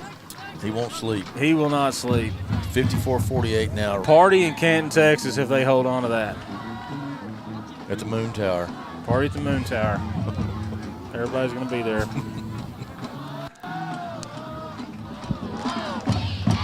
Wilcoxon on 2nd and 9. Keeps left, stiff arm, but brought down, no gain, makes it 3rd and long. Wilcoxon took his left arm and shoved it right in the face of somebody, right to the ground, but the other kid was able to hold on, pick up maybe a yard for Wilcoxon. Another area score, West Rusk leads Grand Saline 49-26. 3rd and 8, and Bannister gets it on a jet sweep, heading right, cuts back left, has the 1st down across the 40. Good run. It was a good runner. Brian, you're right. He just kind of glides, but he's fast. He's fast, he glides, and he sees the field well. He does. Clock will stop temporarily to move the chains. Now it's rolling again. 35 seconds remaining. 38-yard line. So again, Edgewood's going to go to 7-3, finish their season 7-3, and Van just tied it up. Wow. Leith gets it working away from us. Leith in space and absolutely runs over somebody. 1st down, Casey Leith. So 54-54, Van and Canton with 56 seconds left. In the world. Hey, they get to go for their extra point because they were only up 6. That's a fact. So either they're going to kick the extra point or. So let's temporarily put a hold on that party at the Moon Tower. Edgewood's not going to run another play from scrimmage. Your final tonight in Edgewood. Edgewood 35, Mildred 12. And Edgewood will finish the season second place outright in the district, and Van has just moved ahead of Canton with 56 seconds left, 55-54. Wow. 54 seconds is a long time in that game, though. It would appear, yeah. So let's click out of that. Guys, y'all have anything? No, sir. You'd like to add? Bulldogs. Little sloppy win for us here. They got some things that they need to kind of shore up. The turnovers were my biggest concern tonight. But overall, I was glad to see them come out of halftime the way that they did, and they definitely finished. So still a good win. So playoffs in 2 weeks. And, of course, we'll be there on the call. And, hey, do we have any volleyball? When do they play? Tuesday? Tuesday in Princeton. Tuesday in Princeton against Gunter. Against right? Gunter. Yep. So, all right. So Edgewood wins 35-12, second in the district.